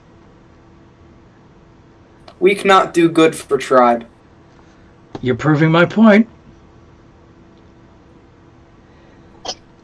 Yeah, he's right. I'm sorry, Sally. You're only talking about the swamp.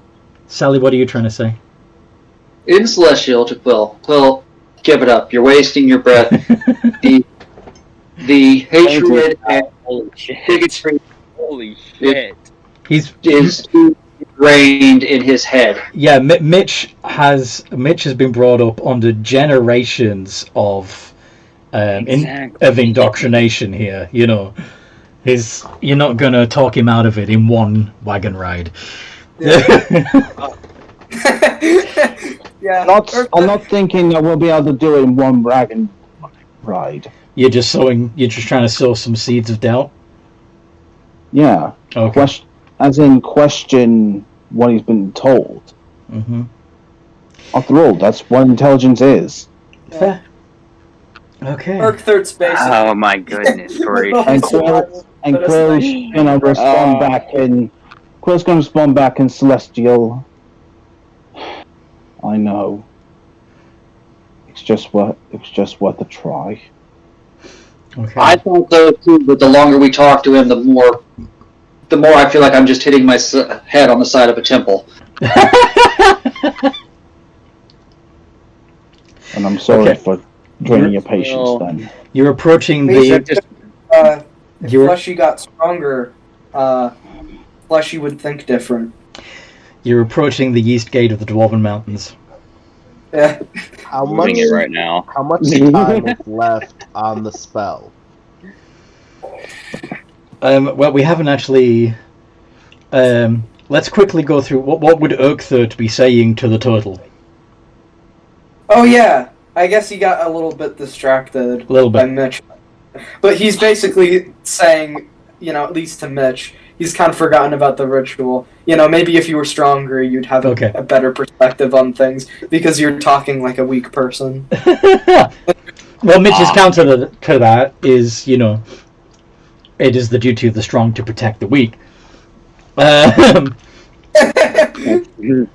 Mitch is gonna be gone by tomorrow. I don't care what happens. Yeah. You guys, your lack of discipline amuses Septus. Almost amuses Septus. Mitch, yeah. I will certainly say that Mitch will not be here next morning. My goodness. That guy's pretty dumb. Anyway, you're approaching... Protect the weak, they don't do anything. The gates of the Dwarven land stand open, and you can already see a market... a set of market stalls, each of them manned by at least one small cat creature. Woo! There's not a single dwarf in sight. It's all just Felis. Most of the stalls are carrying trinkets and weapons, and in some cases armor made from the same strange looking stone. There's even some chunks of this mineral available for sale. Like, as they're approaching, Urkther's gonna rev the chainsword, and he's gonna be like, ready?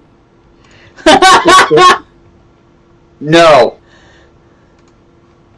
What are you all doing? Currently, I'm trying to keep Urkther from turning him into a very, very wet red mist. Well, I think Urkther wants to kill kitties. Yeah. Seftis, remember that you've taken a job to bodyguard these cats. Yeah. And wait, we took bodyguard these cats? I thought it was just like bodyguard bodyguard a shot from thieves. The market. Oh, this is the market? Mm-hmm. Well, first we need a place to stay. So he's going to ask he's going to, ride up to, I don't know, somebody and ask him for like a tavern. Oh yeah, there's a stable. There's a tavern over there. You can leave your horses in your wagon outside. That's not a problem. It'll be safe. Thank you. He's going to go over there and bring him over. So, why not? Place... Okay. Is this place what, Quill? Does this place look overrun, or There are a lot. What? Yeah, there's a lot of Fearlesses. This is supposed to be a dwarven city, and yet the only people you can see, and there's a lot of them, are these small catfolk called Fearlesses. Is this the town that we needed to go to do the quest for? Yes. Yeah, Arcthur's currently confused, like, why aren't we gonna kill the Fearless? I don't, was it the Dwarven Lands, or was it Rataman that you were? It was the Dwarven Lands. Okay. Quill's gonna look to the others and he's like, can I see that wanted poster? To Arcthur? The bounty thing, you mean? Yeah, the bounty. Oh, okay. Yeah, he'll, okay. You have a bounty? What do you have a bounty on? Can I do an investigation on it to see if there's any identifying marks of who might have asked for this?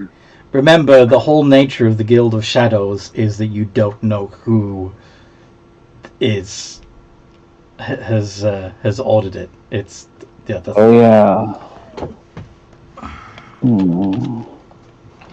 that's the whole point. Right. It's supposed to be anonymous. How are you? I thought. Okay. Is it just me or? Okay. Okay. Let me rephrase then. Does it look like the civilians here look like they're here on their free will, or does it look like they're being held here?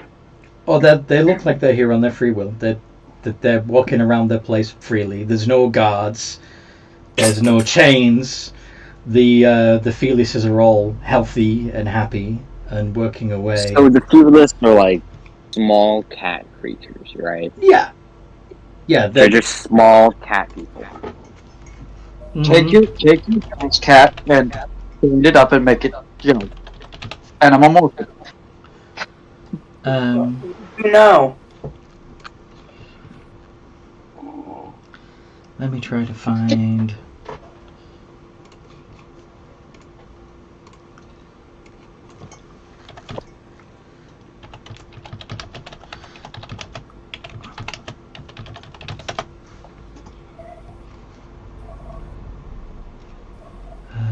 Oh, that's what they're called.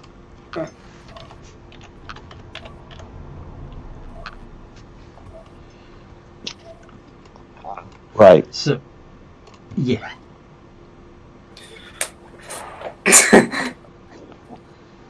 They're basically yes. they're basically the palicos from Monster Hunter. Yep, small cat people. Bounty's He wasn't joking. Collecting their heads and maintaining population of them, right? Yeah, keep the population down. Yeah. Yeah, the Arcthur was really excited to go do that. He's like, why aren't we doing that? Thought we were here to do that.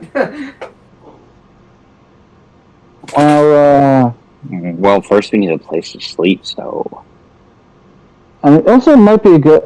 And yeah, I was going to say, like, Draconic and such, like, it might also be a good idea to see if there's any kind of security around.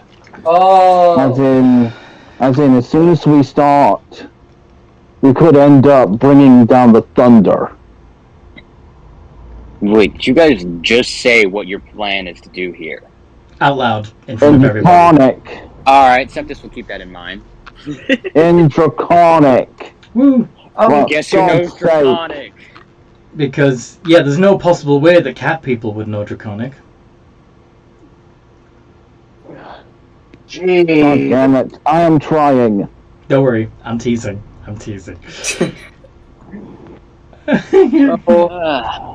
Alright, resting quarters. Yeah, you'd be pointed in the direction of the tavern.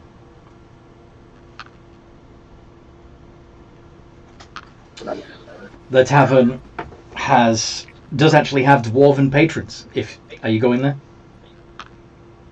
Maybe get funny drink first. Yeah, so you go into the tavern. Later. Yeah. He'll say Draconic also. Are you taking Mitch with you?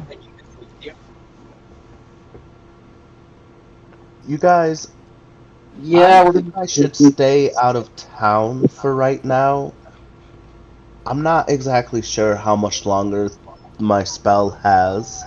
I think it'd be a little bit bad if, that happened. If you want, you can deliberately drop concentration and recast it,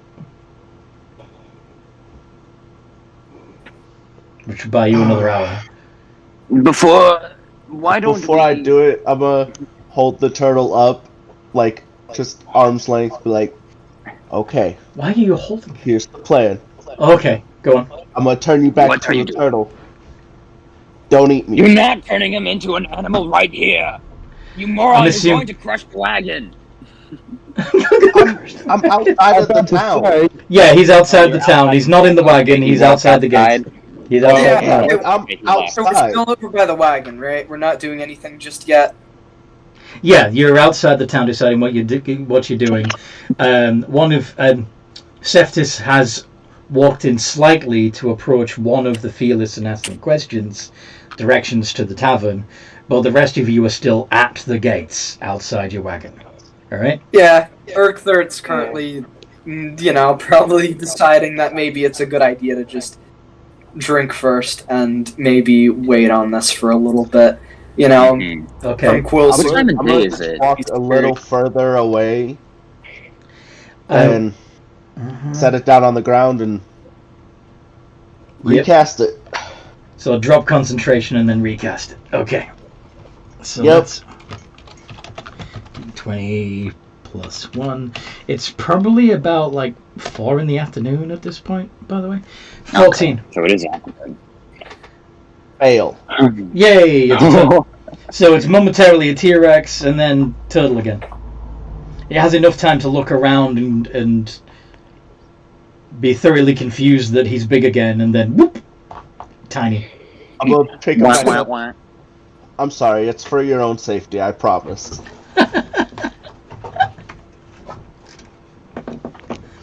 All right. It's a shame it's not a real turtle.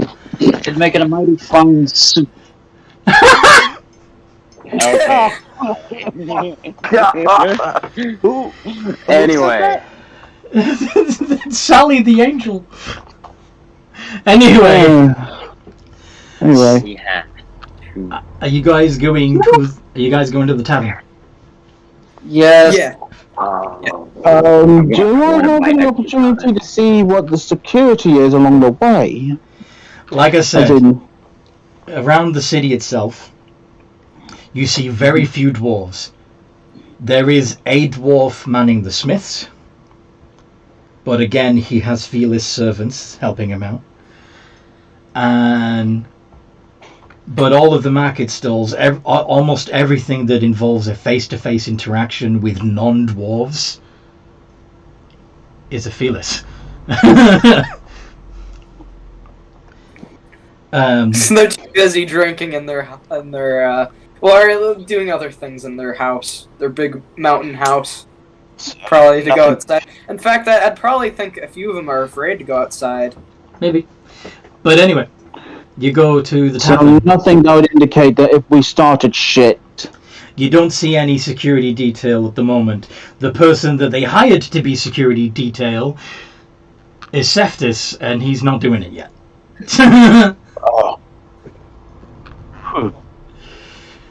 So, are you going to the tavern? Yes. Yep. Yes. Okay. I did say I was looking while we were going to the tavern. Okay. So in the tavern, you do see some dwarven patrons, some of whom have pickaxes at their side.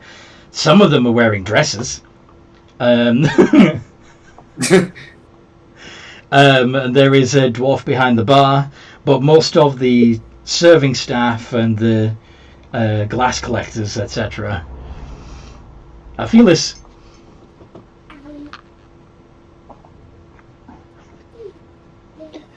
Yeah, Quill's it's time to pick up a theme. Sceptis will go off and find I don't know, just speak to somebody who's off in a corner. A dwarf Oh, or a you're gonna fiend? find the edgy rogue in the corner. I brood in the shadows. Probably a dwarf. A dwarf. A dwarf. And I will send you what he will ask them. You'll send me what he will ask them. Okay. Mm-hmm. Very secretive. Uh-huh. Come on, then. Hold on. Do it now! You guys continue with what you're doing. I'm typing. I'm gonna go up to the barkeep and ask for a drink. Okay. Orknart's gonna do the same. An ale? And, if possible, like a small glass of water for the turtle. Water for the turtle. Water for the turtle. Ale for me. So 2 waters coming right up. Yeah. He'll bring you actually 2 ales. No. No. I don't know what water is. This is all we drink. You don't want to drink the water around here. Can Arthur have funny drink?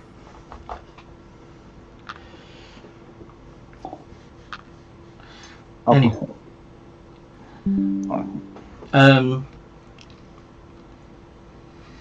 Seftis, are you asking what you're asking in Thieves' Cant? He doesn't know Thieves' Cant. Okay. That's why he went off to a corner to ask this question. I mean, he knows 2 other languages, but I doubt the dwarves or the small cat people know Abyssal or Draconic.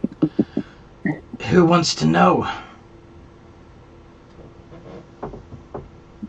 What? Me. And who might you be?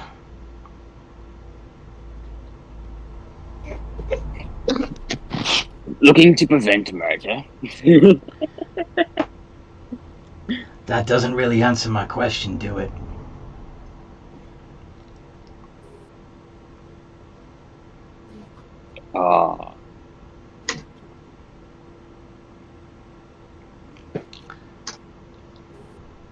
What is his question again? He's just looking to... He wants to know who I am? Who are... Well, okay. They want to know who you are. What do you want to know about me? Well, if I'm gonna give you information that you're asking, I want to make sure that no one involved gets in trouble for it. I want to know that I can trust you. And if you don't want to give me your name, that's going to be a bit tricky, isn't it? A name. Septis, then. And what are you, Seftis? What guild are you with? Mercenaries. Mercenaries. And you need someone who can do some sneaky work for you, then? He's going to nod. Alright. Well,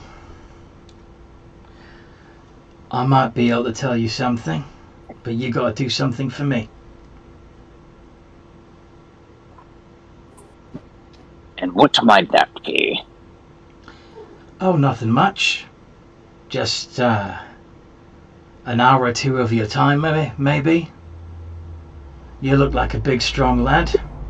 Like you're from good stock. Come up to one of the rooms. And we'll hash it out. Oh my. Wait. No, Jesus. He's going to lean closer. What am I doing again? You're gonna provide me with a dwarven son. I hope. Oh. Mr. Anthony, why is it me? Why is it me? I don't think that's why. What? Me? Sneaky stuff, and the dwarves are a declining race. They have trouble. They have trouble reproducing with themselves. Yeah. However, when they mate with anybody outside of the dwarves, they get it evolved. is 100% effective and creates a dwarven offspring. Yeah. How is that? That's the law. That's the fucking law. Why you? Because you snuck off to a corner and decided to talk He'll to... take his hand out and... Fucking hell. Sorry, bro. Fucking hell. Fucking hell. Why? Why? It's not just you, Spyro, because I had the same damn thing happen in the other campaign when we went to the dwarves. One of them tried to my character. I believe even one of Xian's character has ended up in a similar situation. And I dropped part of a mine on his head. Well, actually his leg. I mean, not that leg, but that was a fun night, says Xian. Come with me, miss. I will give you what you need. He will extend his hand out to her. But what exactly is the purpose? You're so confused. Like, you really want me to spell it out to you? You just say like, I'm so It'll be easier flabbergasted, bro. It'll be easier for me to show you, she says. You know what? Fuck it, man. Fuck it. You know, Septus is the man who probably goes to the fucking hidden sword or whatever it's called anyway, and gets fucked up out of his mind. So The unsheathed weapon. Yeah. Yeah, the unsheathed weapon. You know, he's probably the type of guy who does that. So you know what? Fuck it, man. Fuck it. There's nothing bad that can happen out of this anyway. I can't. Okay. So you go and have consensual fun with a dwarf. Quote unquote fun. You know. Occasionally the others of you who have good perception, Sally, might hear things like, pull my beard, and, you know. Man, for dwarves... This is a guy? No, it's a girl. Dwarves... Girl? She has a beard? Yes, she has a beard. She's a dwarf. this joke. But imagine just don't describe anything else, and maybe we'll be salvageable. But oh my god. Isn't it like a commonly held joke that the dwarf men and women can't be really kind of separated? Yeah, that's why I pointed out that some of them were wearing dresses. Those are the girls. The chest, the ornaments in and around the beard. Yeah. They have some ways of identifying. She's probably wearing makeup too, but you know. Beard. Moving along. I don't want to hear about this. Okay. So Sally gets a drink, and it's the order. Too. Yes. Oh yeah. All right. So the four of you are sitting around drinking. Sally gets a room, and she goes up in the room, locks the door to ignore everybody for the time being because people make her head hurt, and she's wondering why she agreed to travel with them again, including the doof doof doof doof from a couple of doors down. Yeah. It's like that one meme with the guy crying with the pillow. You know, I'm not sure if you guys know what I'm talking about. Not off the top of my head, no. You know, I'm having really fun right now. If you guys are in for some extra time, I wouldn't mind getting some more. You want to keep going? That's up to you. Unfortunately, I cannot today. Not today. Right, okay. That's fine. Alright, we're going after then. So we'll put a pin in it. We'll put a pin in it there then, with you guys drinking in the Dwarven Tavern. Mitch is with us, by the way. Mitch is with. Did you get him a drink too?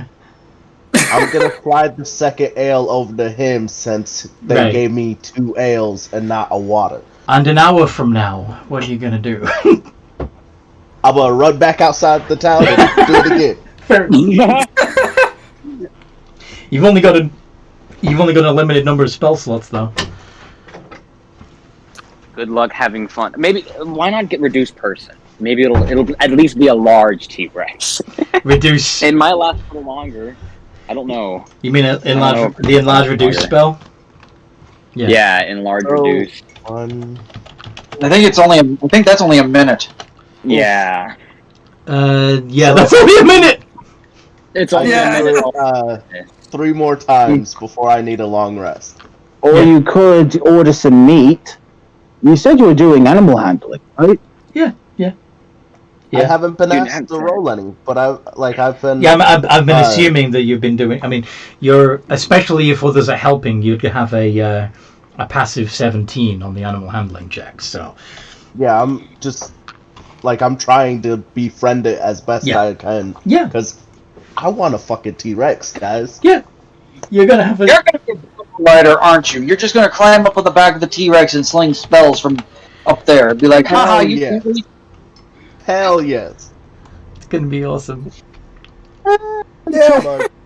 Until you put the settlement and it gets pegged full of arrows. Sorry, what did you say, Quill? Until you approach a settlement and it gets pegged full of arrows.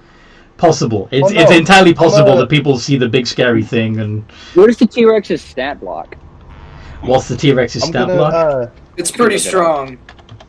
It is? Have any of you seen Critical Role? No. No.